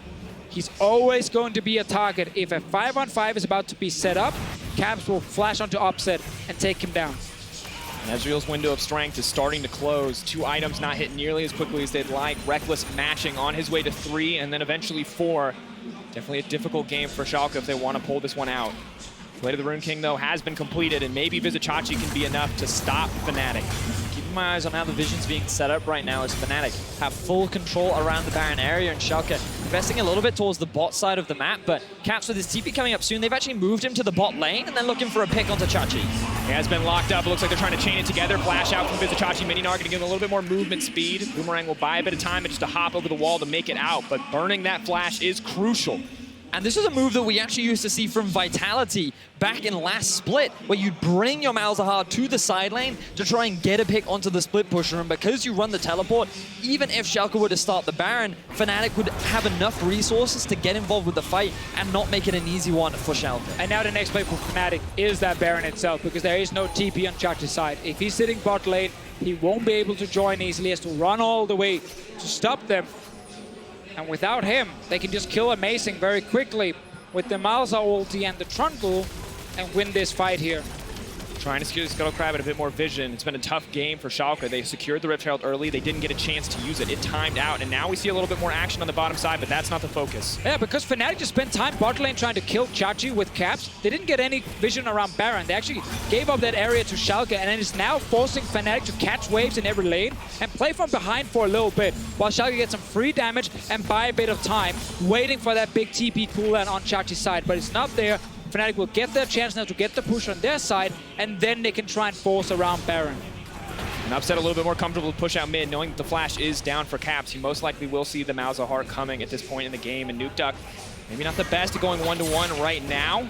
And they're going to get pulled back, but does continue to pressure the top side. Ornn looking to start a fight. Is it going to be enough? It should be enough to secure the tier 2. Schalke not in a great position to contest this one. 4 members of Fnatic are here. They're ready to go. All 5, actually, as the team commits and a tier 2 drops. Quick tower taken from Fnatic. They're staying grouped as 5. Amazing is on the flank, but I don't think I want to take this fight when Nukeduck pretty low on mana. And you look at the state of Fnatic's team right now. They're primed and ready for that 5v5. I set on Baron. They have control in the mid lane. No real vision here from Schalke. They could be in a dire straits, but Fnatic aren't going to take the risk. They didn't find a greater advantage, didn't find a pick. All 5 members strong. They don't want to risk anything here. They know what it means to go down a game. Hylissang going to back off. Schalke really need to find some kind of pick if they want to stand a chance of coming back into this game, because again, the gold looks even and things look promising, but I feel like if we swap to the gold, a lot of that will be sitting on top of Upset, and you can see that he is very close to that of Reckless, but then you compare the mid laners, a LeBlanc sitting at about 9.3k gold is not the state that you want your LeBlanc in. Yeah, this game is not about Nukeduck, sadly for Schalke. When they grabbed that LeBlanc, he banned away 2 mid lane picks from caps that did not expect the Malzahar to become a huge issue. And that's again why, if the game just continue like this, where we don't get another big team fight, Chachi will eventually get a tier 2 turret on the bottom side, but it's gonna take time, and that's kind of the issue for Schalke. Is it's Fnatic who can be proactive. It's Fnatic who can dictate the pace of the game and force and engage. QSS is now ready on Upset. That is huge. Ooh, it's actually Schalke trying to fight here. He goes in, Upset goes forward. Nukeduck just trying to find Reckless. Does go right back. Very lackluster. Ornn wants to turn this one. They're all grouped up. 3 members hit by the Ornn ultimate. Vizicachi up to the side. The strong Gnar. The gold advantage on the Gnar. Not going to be enough. Goodbye, Vizicachi. Amazing trying to fire back on his Zoeth, but the cleanse is there. The spellbook going to make sure that he can get out of that one. Amazing running. Reckless sees the kill in his sights. Hylissang moving forward, but the dash out from LeBlanc is just enough to save it in the end. Fnatic have their eyes now on the Baron. Upset. Can you take down Caps? Nukeduck is going in as well. Is it going to be enough? Not today. Firing out the Ezreal. Desperation now for Schalke. Schalke completely uncoordinated in that fight. Only 3 members left alive. Fnatic, they have the smite and the Baron in their eye. Lower and lower. Can they get anything else? Leaping into the middle of the pit. He has been taken down. There's no way that they can get it. The Baron goes down to Fnatic. Massive advantage. Another team fight won here. Chachi tried to find a flank, but then found himself all alone against 3 Fnatic members, and this guy cannot survive. He's built as a split pusher. It's all damage. First engage misses, then they force the flash from Reckless, and now Schalke actually have no way of properly getting to any carry. So look at the bottom side. Chachi on the flank, well, he didn't want to be there. 4 members of Fnatic move towards him, and they can easily kill him. And look at Amazing flashing in on towards Soaz, thinking that they can get themselves a 1-for-1, but the rest of Schalke recognize we're going to get collapsed upon if we hard commit onto this Ornn. This is not the kind of fight we want. They end up losing their jungler, and now Fnatic, 5 members strong, all Baron buffed up, level 17 caps, are breaking into the base of Schalke. On the cusp of taking it to match point. Will Game 4 be the end of this series? Fnatic well on the road to getting their 2nd win here. Difficulty though, as Nukeduck tries to find an avenue, tries to find an opportunity. Hylissang playing with his food on the bottom side, trying to buy a bit of time. Here comes the engage. Upset going to dodge, but Cap's now in position to fire back. Not going to connect there. Backing off a single inhibitor down, multiple members, 5 of Fnatic, other than Hylissang on the bottom side, rather. pushing forward, looking for a little bit more. 2 inhibitors should be the prize, but Soaz finds an engage. No one is going to follow up. Fnatic happy to play this one slow, happy to take their time on the waves. They've kept Vizicachi locked up on the bottom side. He cannot come to help the team as long as Hylissang is here to stop his back. And they're just keeping Hylissang there to keep a minion wave around. And now Vizicachi's overstepped. The rest of Fnatic are looking to collapse. This is going to be a dead top lane. If Vizicachi goes down, the game may just end in the favor of Fnatic. Can he get anything done here? Is going to go mini shortly. Killer is going to come out. It's going to push him away. He's going to throw back, buy a little bit of time with the slow. Is he going to do it? The great escape could come out. Schalke on the side. They're trying to pick up caps. Is it going to be enough? Vander goes in as well, but Upset is just now getting in the fight. They've already turned it. Fnatic are still winning despite the favorable engage for Schalke. Reckless on a killing spree. And Vizicachi running for his life. Schalke cannot win these team fights. They don't have enough damage. Fnatic are even chasing for Chachi again, but he's gonna stay alive. They don't need to actually try and kill this Gnar, just go for the base. Look at the death timers on Schalke Fnatic. They played towards their win conditions beautifully. They shut Nukeduck down. They weren't allowing him to be the big carry to bring forth the Year of the Duck, and they have their eyes on securing their second win in this series.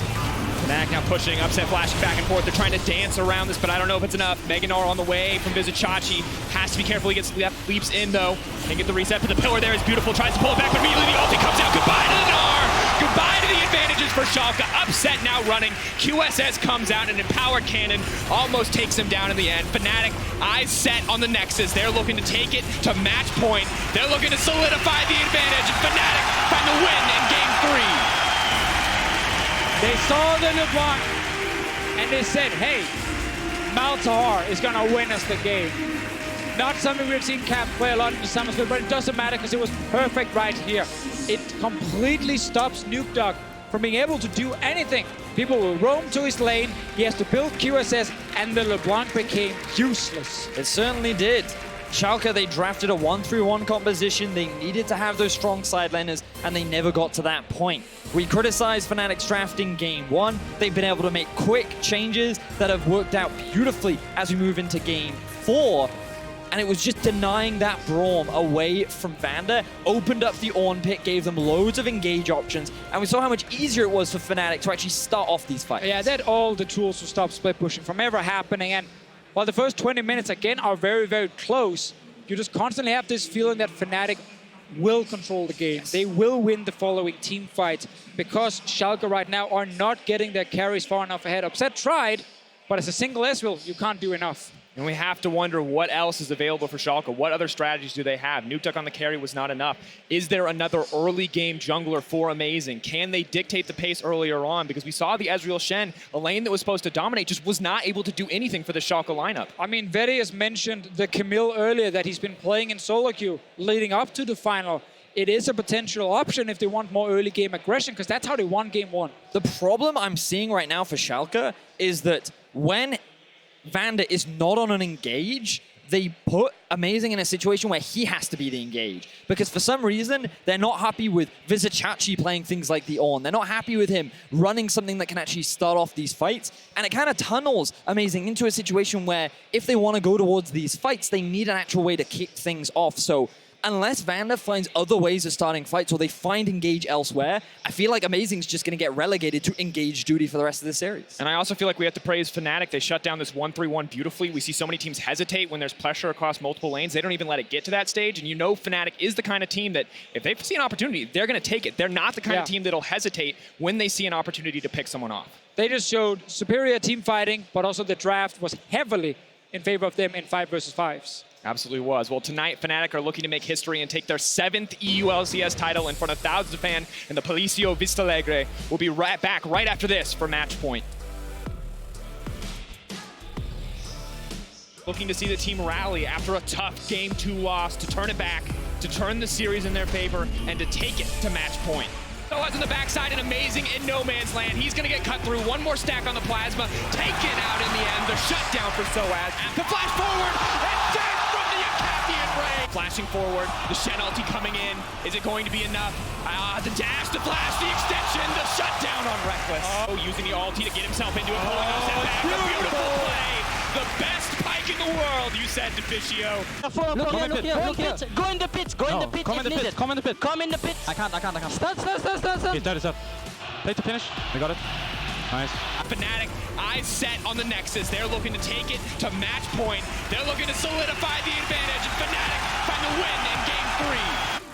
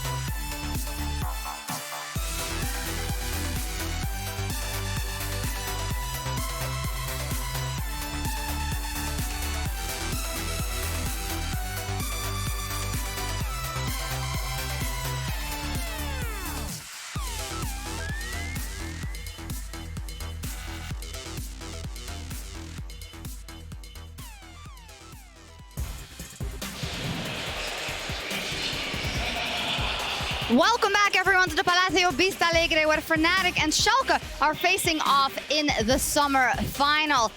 The reigning champions, Fnatic, as an organization, lifted the trophy right here in the Palacio Vista Alegre in 2015, and they are at match point and at the verge of doing it again. So let's talk about the two teams and start with Fnatic, who is on the brink of securing their 7th title in the EU LCS. And see what has been working for them in the last 2 games. Now, I would like to call up the pick and ban from Game 3, because there are a lot of things in there, Ender, that you said, well, these are the kind of things that Fnatic needs to look at if they want to win. Right, and I think the biggest change in these 2 wins was bringing in Soaz and putting this veteran on a champion that could just instantly start a fight. Look, this is a guy that knows when Fnatic should be taking fight, so the Sion and the Ornn, who can just press a button and force an all-in, have worked wonders for Fnatic. And we often see, or we often talk about Fnatic having the 2 best carries in Europe. And I think when you draft a composition like this that evolves so much around team fights with the Kai'Sa and the Malzahar, and you have a guy like Soaz who can just force the fights, they really get to shine. And I think that's what we have seen in the finals. Is Soaz the X factor here? I think so. I'm a big fan of Soaz. I think he's playing immensely well. I think he deserves way more praise than he's been getting this entire split.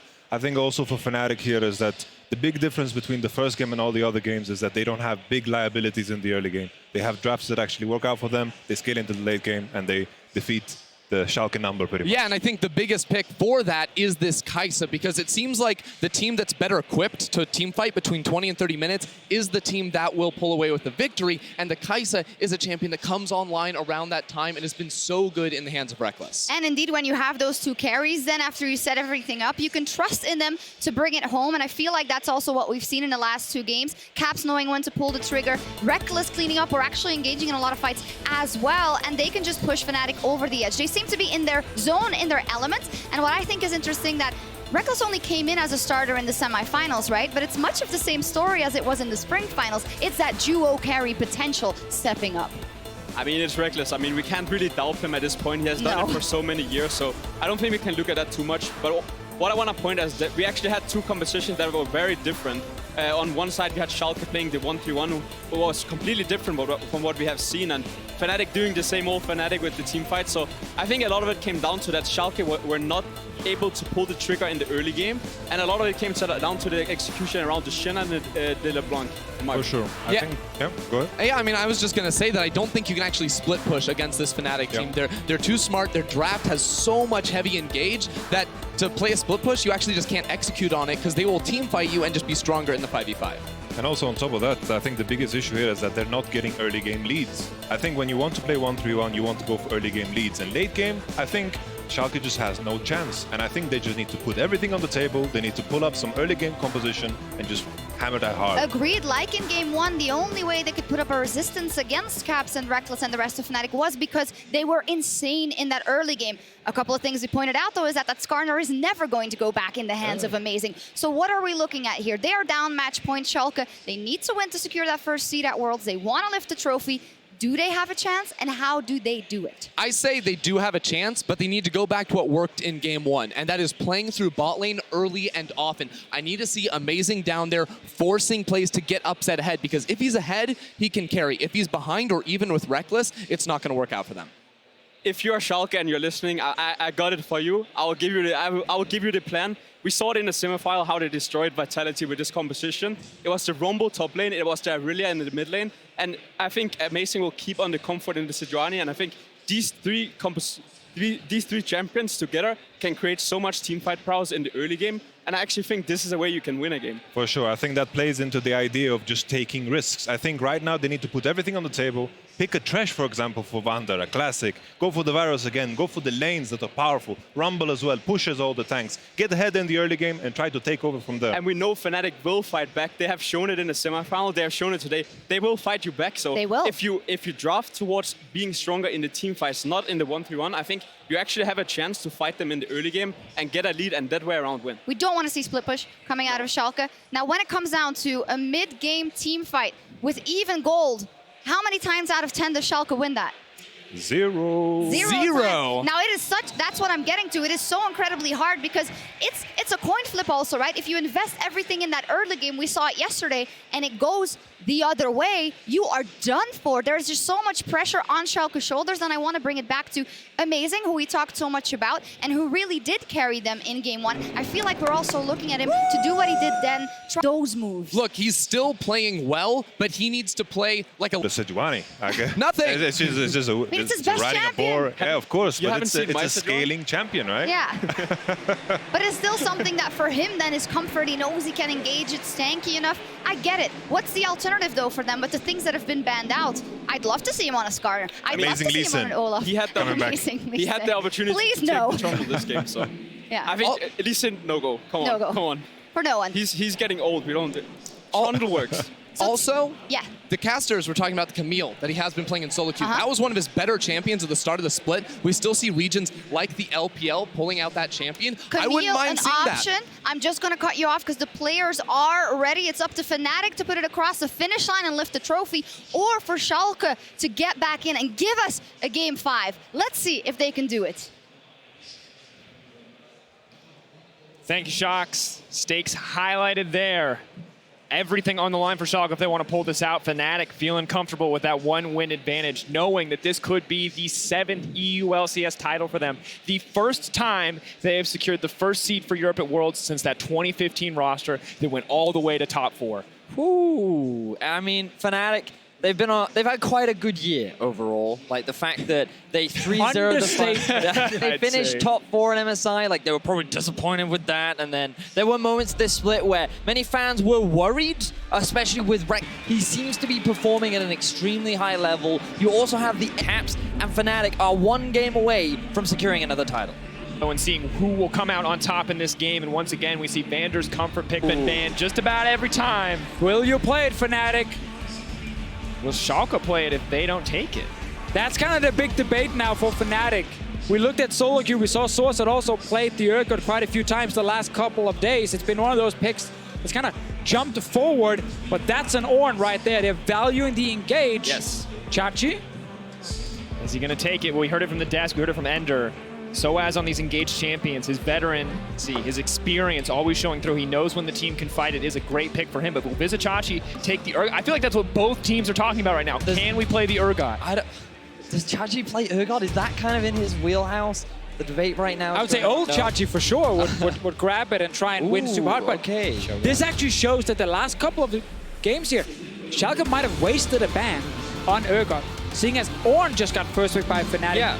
They know they want a team fight, and they know they want to engage on Soaz, so that's why they go for that. Here's the trick. Caps was the true Urgot player all along. He can still throw it in the mid lane. You never know, but they're putting a high priority onto the Cho'Gath. They still want a solid 1v1 up in the top side. They want a tank, they want that Baron pressure, and they still value that Shen. So I wonder if Fnatic can now draft themselves the Ezreal and the Pyke so that Reckless can play that defensive style and Hylissang can look to roam around the mid lane. Yeah, I like that Schalke are still waiting to see what he's actually going to pick on the side of Reckless here. See if Varus is going to be an option for Upset. He played it really well in the first game. We do like to see it again. Great setup with Shen as well with Taunt.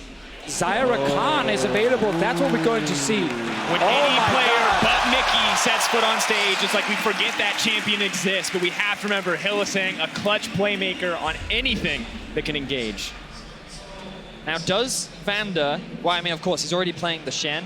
I think this is also a pretty interesting matchup in terms of the 2v2, but it depends on what Schalke look to lock in. I knowing him, need a bit of mobility. They're going to go for Ezreal again. Knowing Schalke and Upset, they will go Ezreal against this. They need it against the Rakan. They don't want to play Varus. Fnatic once again changing things up in the draft. And they're blocking Schalke from playing split push because they have so much engage on their side. It's almost too much for Schalke to handle right now.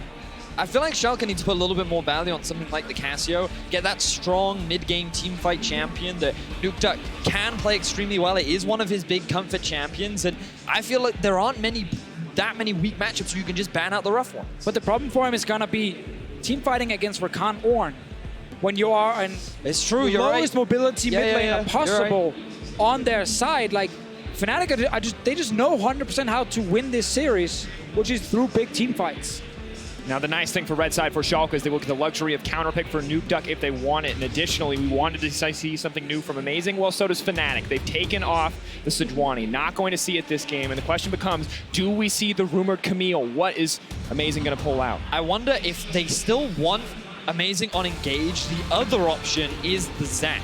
Something that we have seen come out from Xerxes, something that we have seen come out a little bit across the world, and he does act as a kind of next in line jungler as the kind of tanky engage once many of the other junglers are banned away.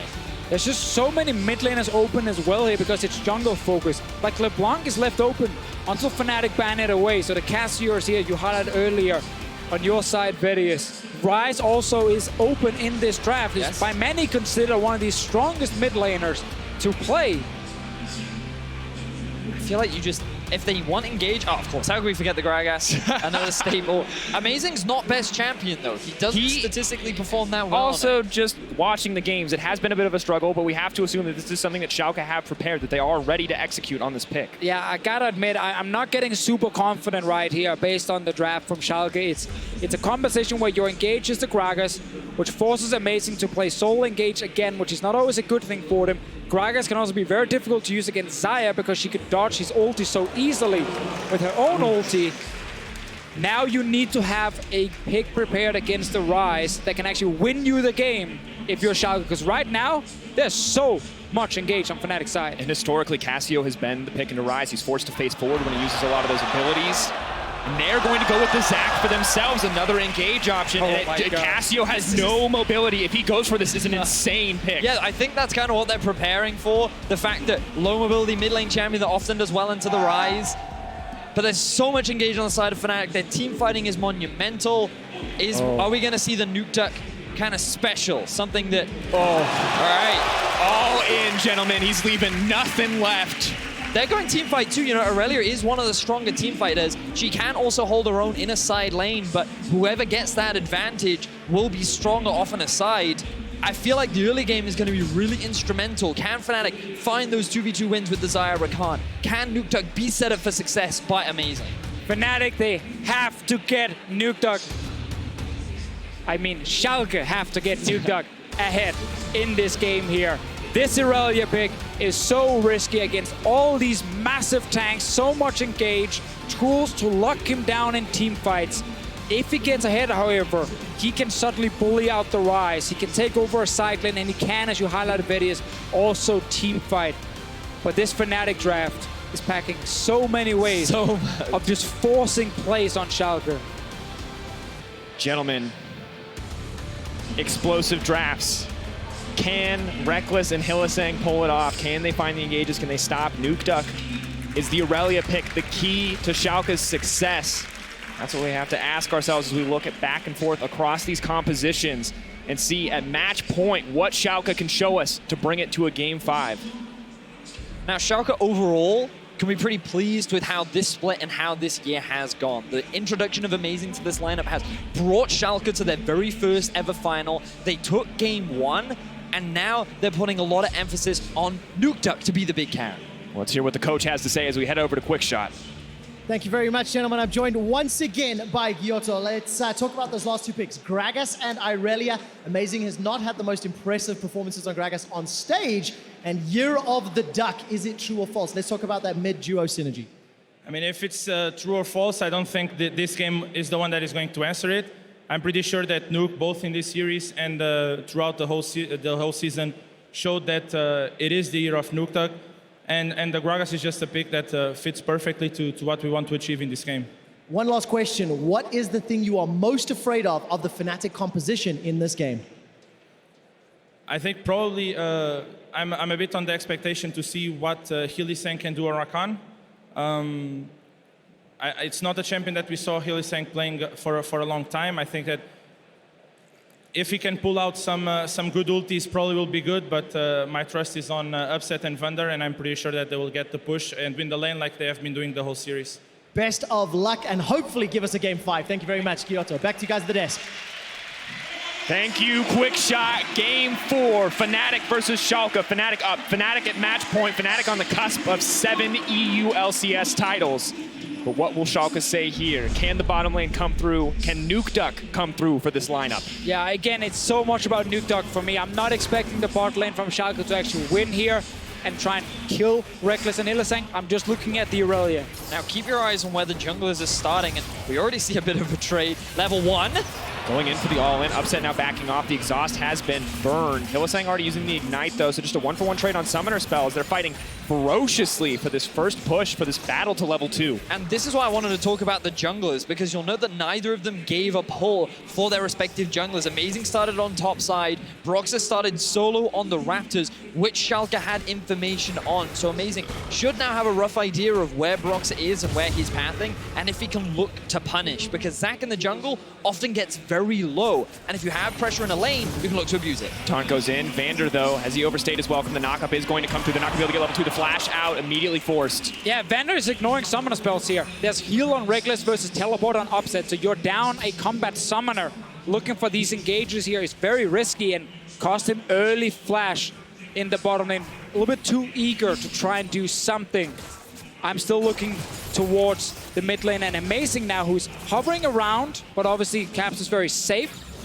Let's see if the stun connects. Stun gonna go in, flawless duet, 1 stack on the Blade Surge, leaping in and out, trying to use the most of that passive, but a lot of damage now traded back. Caps, pulling back. You know there are moments where he would have gone for it, but gives Amazing the respect. First combo there from Caps, maximizing his damage output, punishing the trade that Nukeduck tried to go for. There is still an Ignite on the side of Nukeduck, which will give him an advantage in this 1 versus 1, but Caps is so dangerously close to that tower, a slight misstep will result in a kill for Caps. And what we're seeing here is Amazing getting both Rift Scuttlers early because Zach can't really do anything in the early game. He just wants to farm.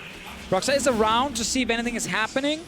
Meanwhile, Amazing can go back, grab his full bot side jungle, recall, get his boot so he can use Predator, and then I want to see the first gank. Both scuttles going over to Amazing here in the early game. Broxah taking the defensive bottom side pathing, securing level 3 on the 3 camps. Taking the Krugs as well, so doing okay to match experience, and Amazing doing what he can to put down some early pressure, but not amounting to much.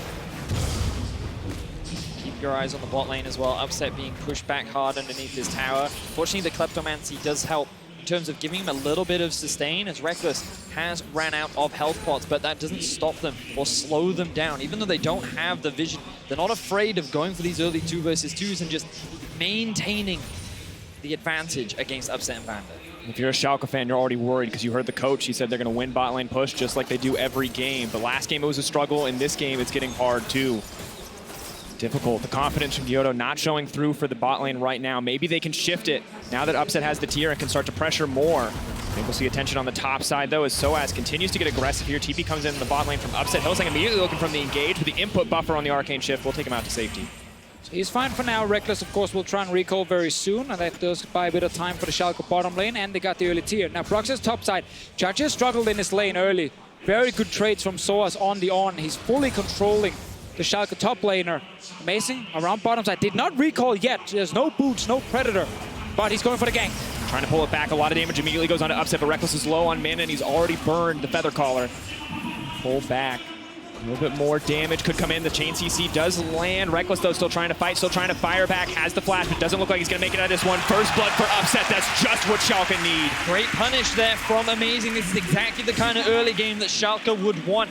Get your bot lane ahead, put the Xayah Rakan behind, and punish the fact that Reckless and Hillsang were playing like they had full control over bot side. They did not have the vision. They had a single ward in the river, and they got punished.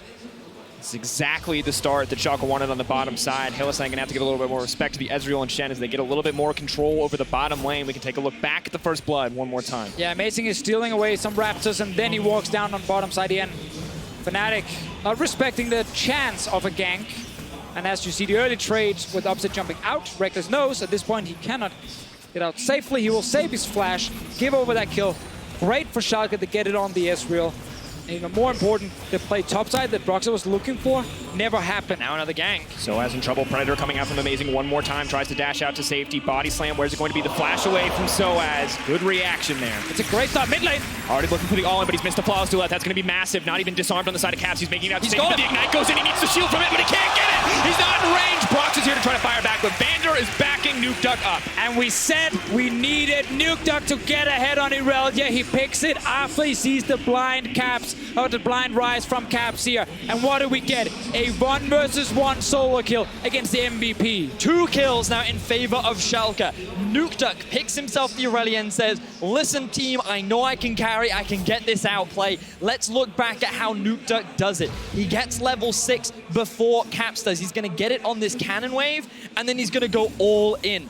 Ultimate comes out. He does miss the stun, expecting Caps to run away, but he knows he has enough damage with his passive and the Ignite to secure the kill. Caps right there end up misclicking and walking back towards Nukeduck for another auto attack in his face. Did not early flash out. Greedy play, and again, probably a slight misclick, and Nukeduck instantly just punish him. Good use of the level 6 spike and the passive stacks to really punish Caps for staying a bit too long, cutting through that overload shield pretty easily. And now putting himself in a favorable position. He gets the Merc Treads. He's very comfortable in this lane. And bot lane doing well as well for Schalke. Let's also look at how summoner spells are doing for both sides, because every single member of Schalke has flash, but Caps doesn't, Soaz doesn't, and that Predator is about to be up for Amazing, who's level 6. Nukeduck doesn't necessarily need that ultimate because there are no escapes left for Caps, so Amazing needs to make the next gang happen, and it needs to happen soon. Oh, give us that extra kill in the mid lane for Nukeduck. Why not? It's so open at the moment without that flash on Caps. Nukeduck and Amazing are looking for it. Amazing actually just used the vision cone here to check if anything was warded. That is a no. So Fnatic, they know he's around, but they don't know 100% where he is. And he's sitting around mid lane, forcing Caps to be very, very defensive. Forcing bot lane as well to play with a little bit more respect.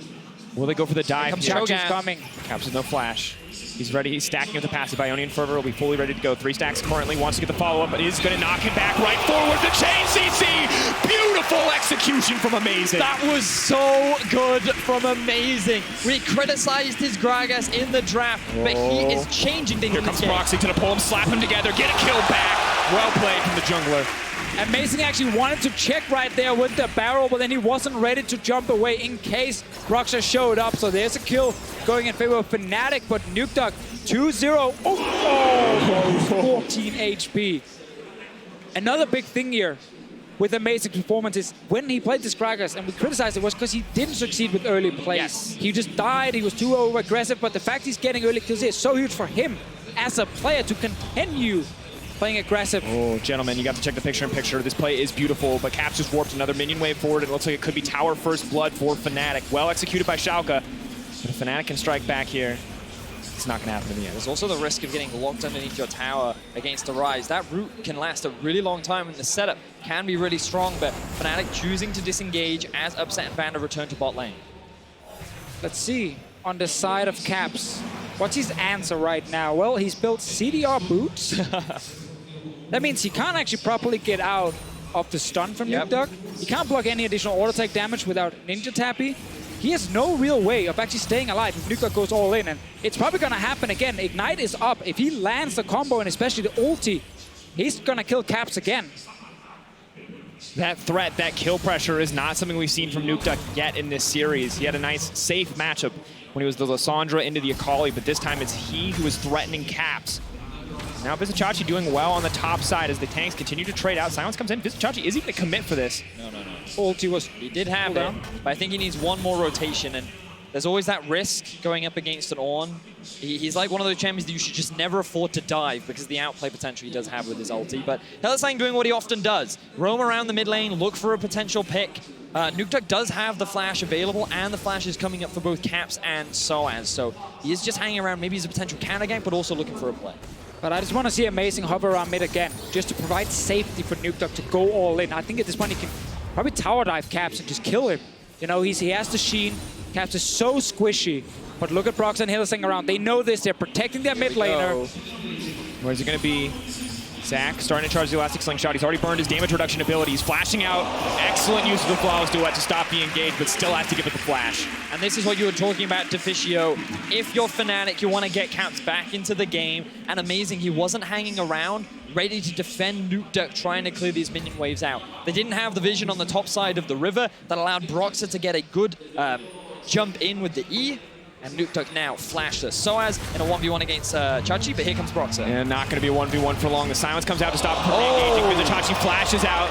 It escaped thus far, looking for the minion. Now pulling him back, the double knockup. Vizicachi just going to back off here. But Amazing wants to bring it back. Here comes the Predator. Can they get it? Amazing going to knock it back. Broxah now in trouble. Has the reset on the passive, though. It's just going to back off in the end. Silence comes out a little too late there from Vizicachi, which means that Broxah is still able to flash along with Soaz. But Broxah's not done yet. He is hanging around. Chachi leaping in. Is going to try to pull him back under the tower. Soaz is trying to chain the CC. The silence is there. Now the Shen is coming in, but I think it's too little too late. He gets taken down in the end. Man, Zac is such a good champion and just constantly surprising people in lane. They think Broxah is gone. He's leaving the top lane, but he goes back in. Chachi overextends and cannot get his ulti down to kill someone. They also got the Shen ulti from Vander. It's now on a long cooldown. super good for Fnatic, and it's Broxa, the Rock, pulling the team back. Flash forward, extending the engage. The charm has connected. Upset is all but dead at this point. One more auto do it. Can he make it out? The heal comes through. Hylissang grabs the kill. Upset tries to defend the tower without his support. He ends up overstaying, and all the summoner spells get burnt as Fnatic find themselves 2 quick kills. Now the TP comes through to defend the Fnatic bot lane. Nukeduck debating if he even cares. He's ready to go for it. Cap's now pulling the team back. He's going to use the Flawless Duel to lock up a member, but they flash out. The immediate lockup comes through. The damage reduction, not enough. No death to find today. Dropping down in the end from Nukeduck. And this is why Fnatic are the best team in Europe. When they're down, they're supposed to fall even further behind. Their mid lane is supposed to die again. They find ways back through great fights. Broxa top lane makes the play. Bot lane secures a kill on Upset because he's alone. And then Caps and the rest of the team gets the kill on Nukeduck. This team was not supposed to get these kills. They were not supposed to be even in gold after the start.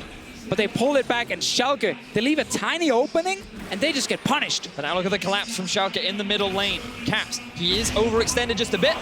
Predator going forward, they're matched in level. Caps is still so far behind as an individual. He's going to use the movement speed to get out. Amazing has knocked it back. That's disastrous. Now Soaz is in the middle of the team. Horn not going to get used quite yet. Upset is here if they want to try to fire back, but burning so many cooldowns already. There she goes! Upset says goodbye! All part of the plan. Give the gold over to Upset. You think you're safe? No. Schalke, they pick up a kill. They get the slight gold lead, but this game is still so even now. Look at Broxa hanging around mid.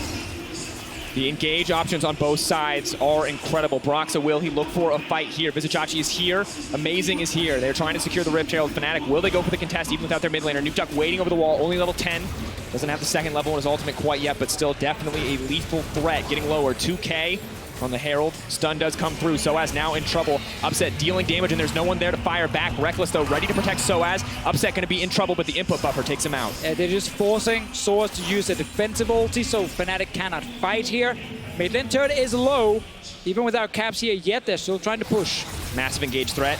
One stun does connect, but it looks like the tower will fall in favor of Fnatic. The gold just about dead even, but 300 in the favor of Fnatic for now. Fnatic did have priority over mid, allowing them to get that push and have the numbers advantage. They do also have control around the Drake, but they don't want to overstay. This is still fine for Schalke because they got themselves the Rift Herald, and now as Fnatic look to return to the side lanes, there is the option for Schalke to use that and trade a turret later on. Yeah, losing that mid lane turret is based on the play that happened earlier when you had that all in towards Caps, and he returned and altered the wave into the turret and got it really low.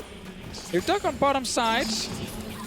No Trinity Force yet, but he wants to be annoying. He's not gone as far ahead in this game as I expected after the early advantage. Yes. I think things slowed down a little bit too much around that mid lane. And here we get one of those plays where you want to just land this combo as Gragas and easily secure the kill. Yes. Luckily for Schalke, they still get the ulti, and Caps maybe shouldn't recall at his turret. Yep. The phase rush coming in clutch right there for Caps. Unfortunately for him, oh no! He was already shopping and ends up getting killed. Now, bot lane. Here comes Schalke. Predator comes out.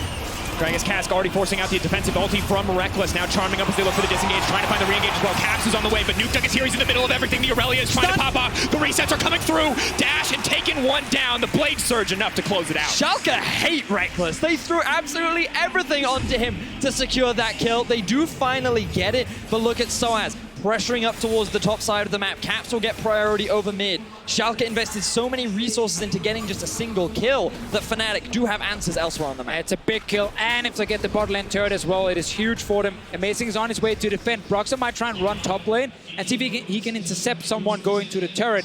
But looks like all of Fnatic are happy just farming a few camps. No, now he's on his way. There we go. This is what we need from Fnatic to try and see if anyone shows up alone from Schalke. Ah, Amazing was sitting there already. Does spot them out, but Nukeduck is here as well. The man advantage in favor of Fnatic. They have their eyes set on the tier 1 top lane tower. It's happened a little bit too slow. They didn't need to do Raptor Camp first on Fnatic's side. They could have rushed top lane with Broxa, look for someone to sit there alone and then try and kill them. But at this point, they just want to get a turret. Tower getting lower and lower. Nukeduck not feeling comfortable enough to approach. Even with the lead he has, Trinity Force not going to give up enough tanky stats to survive the all-in there. Rift Herald now used in the mid lane by Amazing. Upset is here with the wave. Vizicachi is collapsing as well. Schalke looking to take things back into their control. You can see Broxa hanging around the top side of the map. Nukeduck needs to be aware that he's not in a singular 1 versus 1. But a lot of things happening on the map right now. Chachi alone in the bot side. Fnatic looking for a dive. All those summoner spells are coming back up. Gonna get it. Vizicachi, though. Stopwatch is available. You should just stay on the turret. We've seen this before. Vizicachi turning around entire games with a good use of stopwatch on an over-aggressive dive, but Fnatic are not going to take the bait. They see the item in his inventory. There's no Shen ulti on Vander, which means that he's just walking towards the bot side of the map while two members of Schalke hang around top. The Rift Herald was used, so Nukduk's going to take his time taking that tower, but I feel like Chachi needs to respect the fact that Fnatic has so much vision control over the river right Exactly. He could have felt safe with this warrior, but because of the control being placed down, it will just get killed, and now Chachi steps away. The moment he loses all the vision, he's gone. Plays it safe. Meanwhile, Nukduk will get the top lane turret, so Schalke will have all three outer turrets down and a fed Irelia at this point in the game, while Fnatic are trying to get a Drake and a bot lane turret.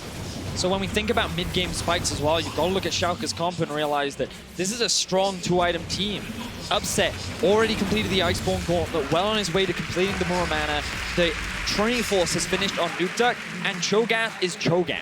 He's always going to be relevant with that ulti, but now he's getting collapsed Cho'Gath now is going to get collapsed on. It looks like they need to cut through his health bar. Vizicachi buying a little bit more time, but the Zac is on the way in, is going to knock him up in the end. Vizicachi cut down by Fnatic. And Schalke, they need to find pressure elsewhere, but only Nukduk is sitting in the top lane. I don't know if he's going to be able to secure that tag. There are still 5 members of Fnatic. They're not going to overplay. Oh, maybe stop some recalls here. But Fnatic, another great play. They know if they are together, they can fight. They can use the strong engage on their side. We praised it in the draft. And they find Chachi in that bottom lane. Nukduk, however, will get his turret. So it is still a trade. Oh, stop, another recall. Recall interrupted. They may look for the re-engage here, but they have to be careful. 5 members strong of Fnatic. Schalke realized their mistake. The Predator still active from Amazing. He might still look for a kill here.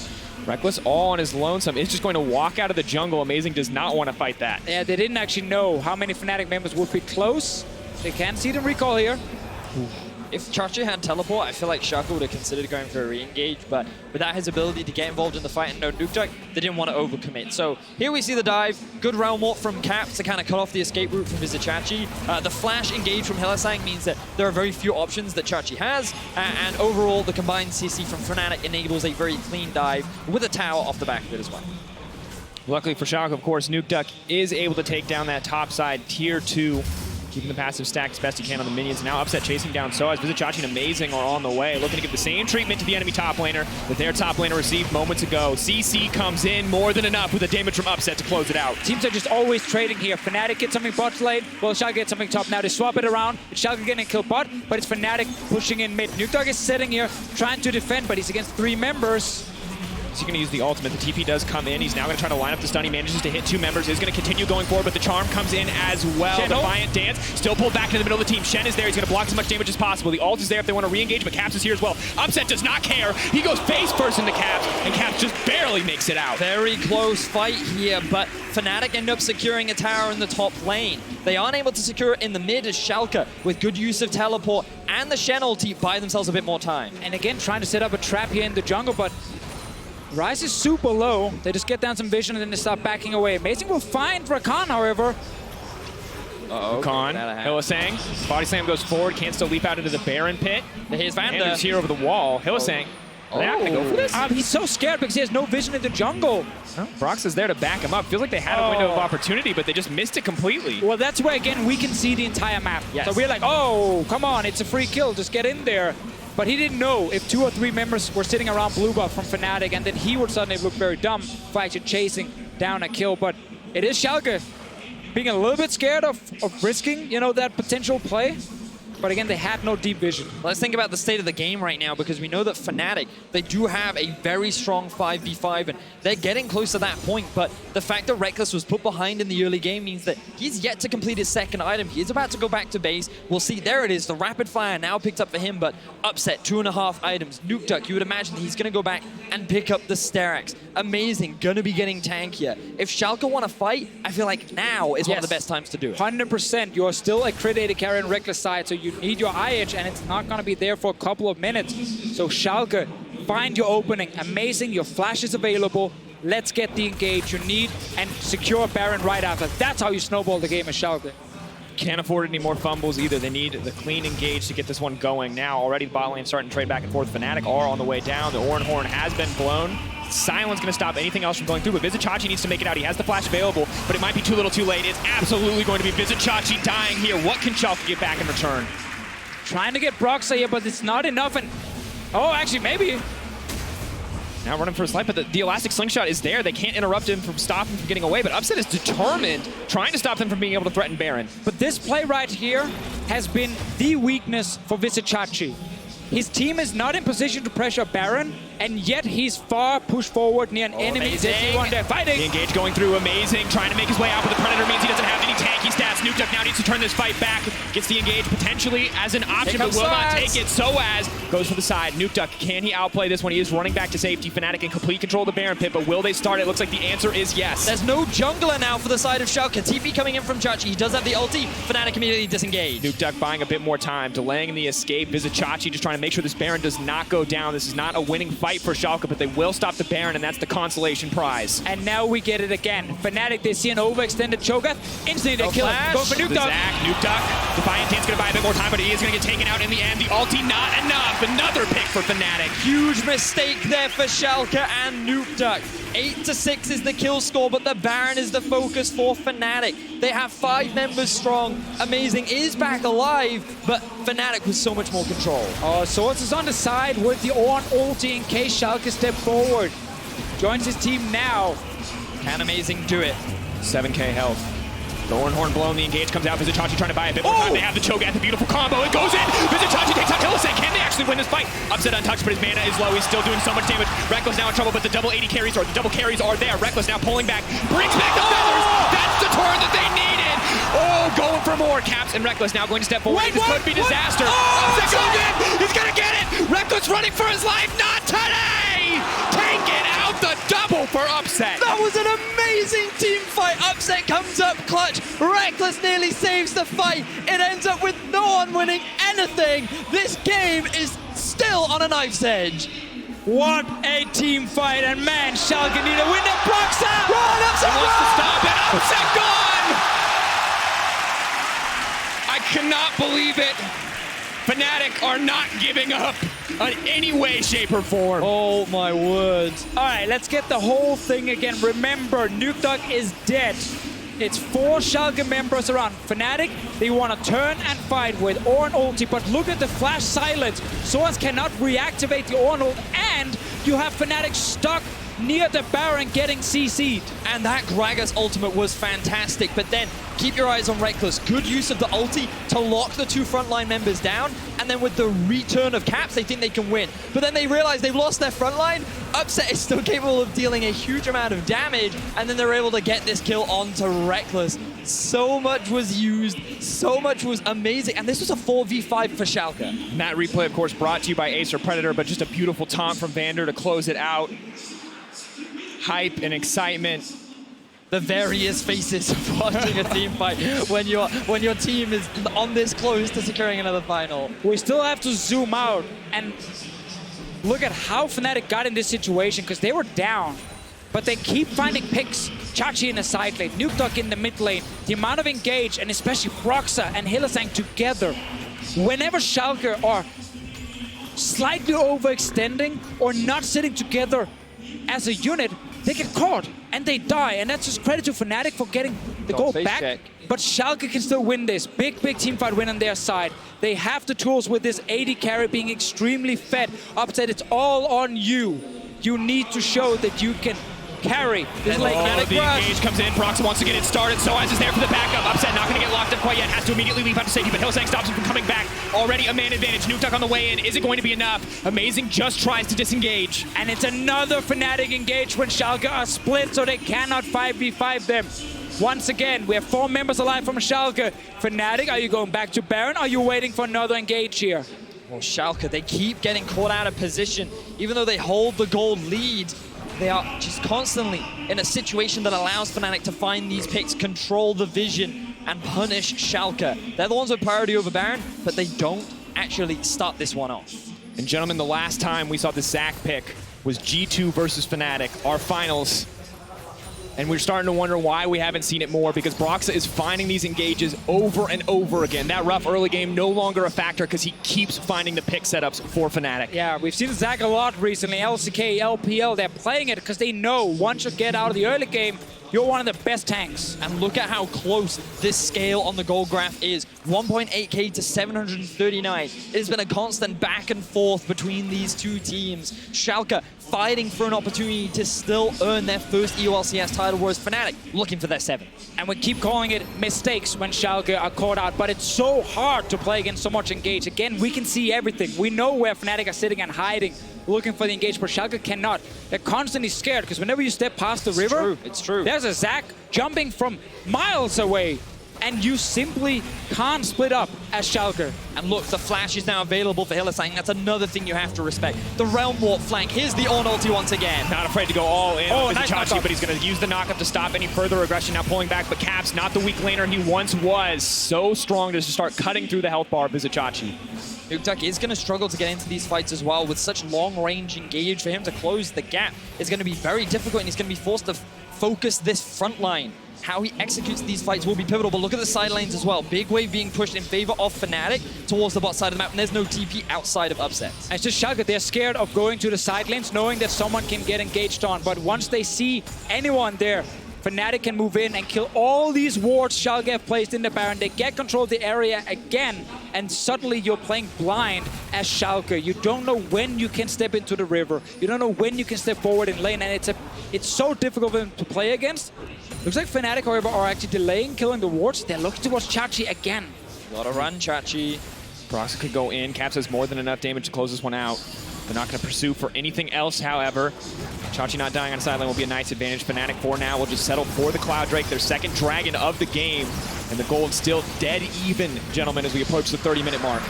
Whew. All right, we slowed down a little bit. Normally games would be over by this point in the game, but we got this game 4. We're expecting it to go towards the late game. The 4 item, the 5 items. The Infinity Edge is now finished for Reckless. You can see that the Mercurial Scimitar is now done for Upset. Level 16 for Caps, and his 3rd item along with a needlessly large rod. And Nukeduck, though, he is struggling yet to complete his GA. He's not quite the laning Irelia that he was in this early game.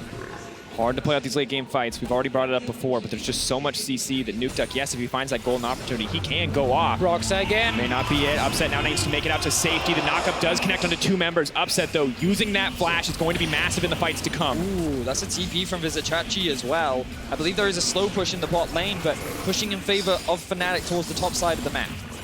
And the last-minute ward does spot out Broxah, stops Schalke from getting caught off guard, but the Elastic Slingshot cooldown is just so low. Broxah is just going to keep fishing for these engages. All it takes is one misstep from Schalke for this to turn in the favor of Fnatic. We're looking at Amazing to start a fight here for Schalke. If he can find the opening, it's such a big difference in terms of amount of engage you're bringing. Fnatic split. Predator wants to knock Soas back. Good use of the cast. Broxah now going to try to turn it. On the backside, Caps has stopped any follow-up from Vander. Vizicsacsi now flashing out to safety. It's a scattered fight. No one has committed quite yet. Vizicsacsi taking a little bit of chip damage here. Will Fnatic go for the re-engage? They do not have the Ornn ultimate quite yet. This is fine for Schalke because, again, look at the side lanes. It's actually pushing in favor of Schalke in the bot side of the map. They also have it pushing up top side, so Schalke, they just have to be patient. The big thing is that Soaz's ulti is coming up soon, and Fnatic have everything available to fight. Yeah, Schalke lost their main ulti right there. Amazing's ulti is gone. He tried to get Soaz, which was never really gonna work, but he's looking for Broxah now. Broxah gets to walk out, and he sits in his control ward brush, and he can jump all the way into the river. There's also no flash on Upset. Hylissang, that is going to be his primary target. If they lock him down, the fight will be won for Fnatic. Can they find the opportunity? Broxah's looking for it. He's going to get silenced immediately as the fight kicks off. Nukeduck has used the ultimate to get the fight started. He's made the zone. He's zoned out most of Fnatic. Caps now trying to pull the rest of the team back. They are going to look to escape for now. Reckless with a good use of the Feather Collar to bring it back, but Nukeduck wants to keep the fight going. Flawless Roulette will not connect, and Schalke are going to back off. Feast still available for Chachi in case Baron gets started, but they didn't get Broxah down into his passive. They're hiding in the brush right now. Looking for the pick. Nukeduck not going to find Soaz. It's a lot harder for Schalke again to start the fight here. They need Amazing to body slam Flash to guarantee the engage. I have my eyes on Hylissang, though. This guy still has Flash, still has ulti. He could be the game changer for Fnatic. He's waiting, he's looking for that opportunity. When are the movement cooldowns going to be burned by Upset? When can they cut through that major damage source on the side of Schalke? Broxah, though, very low.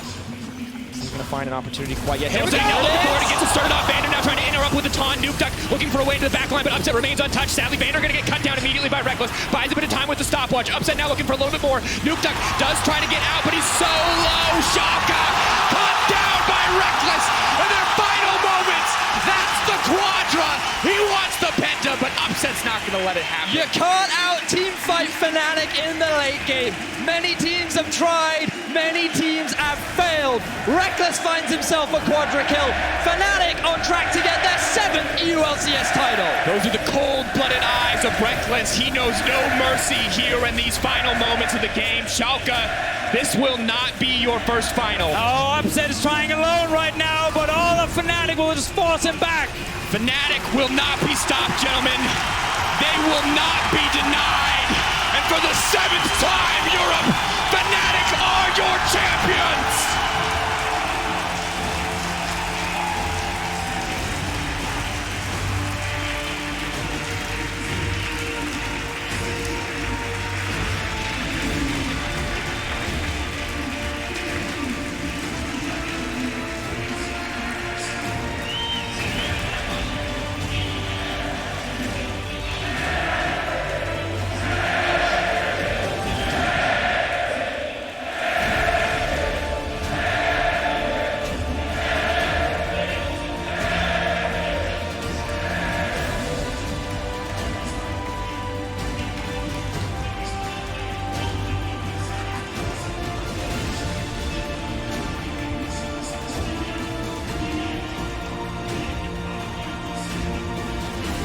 A dominant showing in the final moments. Fnatic proving that even when Caps is put down, the rest of the roster will rise up around him and carry home the victory. Their 7th EULCS title, their first seed at Worlds in Europe since 2015. We all remember that roster, and we're all gonna remember this one. Fnatic have looked dominant throughout the year. Devastation for Schalke. They played their hearts out in Game 4. That final team fight is what decided everything. But Fnatic, as they often have, come out on top.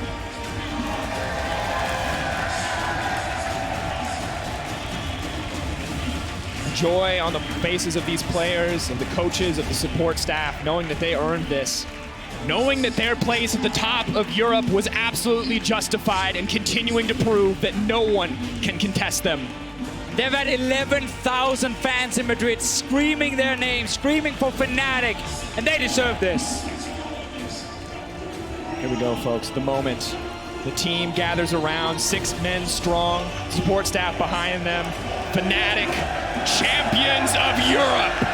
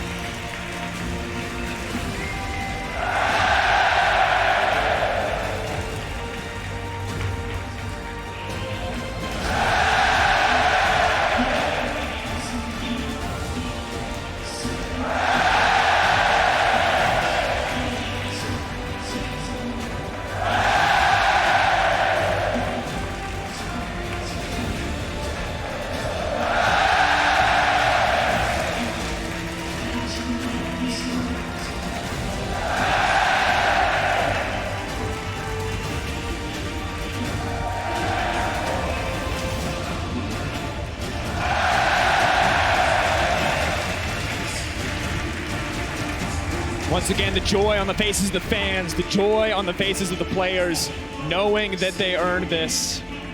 And the crowd lighting up for each and every member of the support staff, for the team, regardless of how many games they played, regardless. They know that all of Fnatic earned this moment. And this was the 6-man roster from Fnatic. It started at the beginning of the year. Whippo came in place of Soaz last split. After his arm injury, they made it to MSI. They won Spring Split. And it was this split where they fully utilized it. Whippo, Soaz, Reckless. The combination of the 3 led them to another European final. And I gotta say, it's a pleasure to see Reckless return to the lineup. Gets to play some of the crit late game AD carries, and then in the big moments, in the big team fights, on the big stage, he's the one getting all of the kills. He's the one winning the final team fight for the team. And after semifinals, I feel like we were skeptical. We thought Caps was the guy who carried it all through. It was only Caps, but here it showed that Fnatic as a team are just unstoppable. Broxa, every single engage landing true. Schalke never able to respond. Members of every player's family, smile, elation. These are the moments that you live for in esports. And now they're Europe's hope at Worlds, the #1 seed. They have fantastic players, a large coaching staff behind them. And they're looking to relive the 2015 Fnatic glory days. Many fans wanted to see that Fnatic return.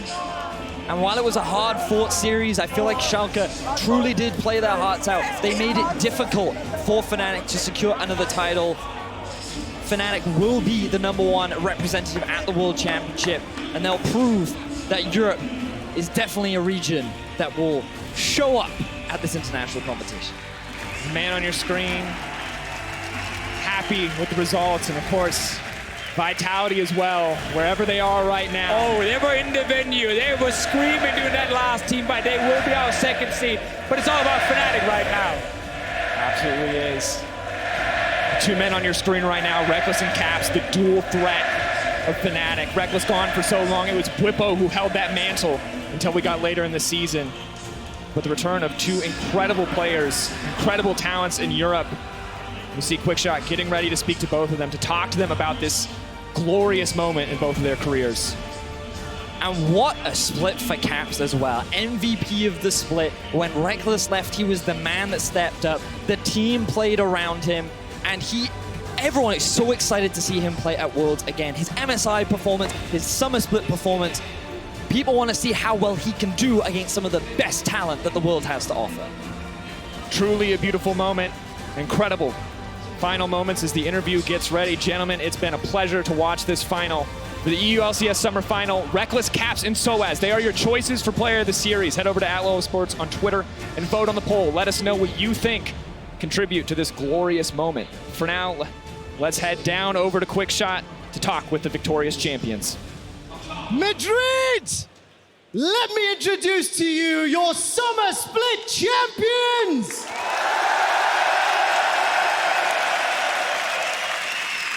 Gentlemen, this crowd has been fantastic. We are getting set up for PGL in just a moment or two, but Summer Split MVP, after game 1, I worried for you. What did you think after being smashed in game 1? So we had a lot of issues game 1, but I think a lot of them came from both Scana having a lot of pressure, and the fact that we gave a lot of kills early. So we were still very confident after game 1. What was the mood backstage like? Going down 0-1, what was the support staff and the team chatting out? Obviously, Bwipo started, then swapping out Soaz. Reckless, talk me through what was happening backstage. So yesterday we had a talk about situations where we might lose this series. And, thanks. Wait a minute.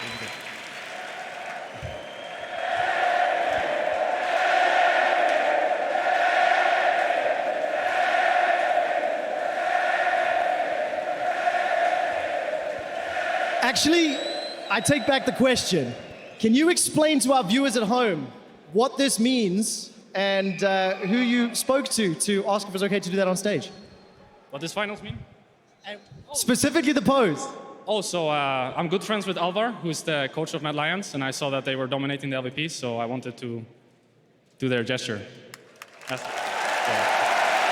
what I was hoping for, Madrid. Let's just turn back to celebrations. Reckless, it is another title under your belt. You hear the support from the fans here in Madrid. We know the support from the team on stage. What does winning yet another trophy and being world seed #1 for Europe mean?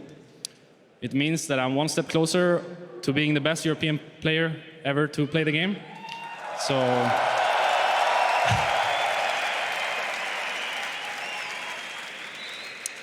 I'm very happy, of course, because now in 2019 I might have 6 trophies, which ties Yellowstar. And he is so far to this day one of the best, or if not the best, European players. I would like to surpass him in 2020, and after that keep going and see how long I can do it. I think Madrid's behind you. A man that's going to be chasing the title of best European player ever, but started later. Caps, first MVP, back-to-back titles now, looking forward to Worlds. What does it all mean and what are you thinking about? So we just want to prove ourselves. I feel like EU has been not performing too good at Worlds for a while now, and we want to change that. So this is our Worlds. Number 1 seed going into the group stage, going into the draw. First time Fnatic has been the number 1 seed since 2015.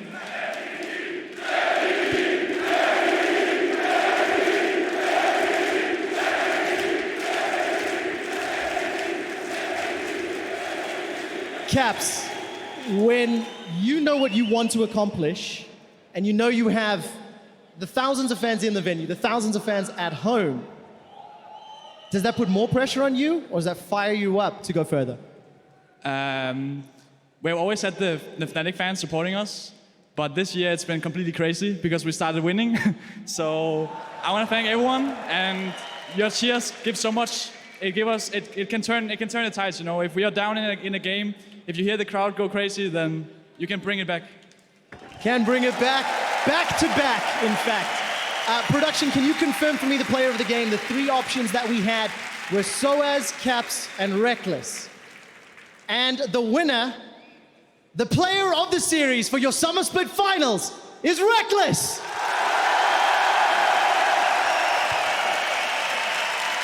Reckless, I'm going to turn to you before we head over to the post-game lobby.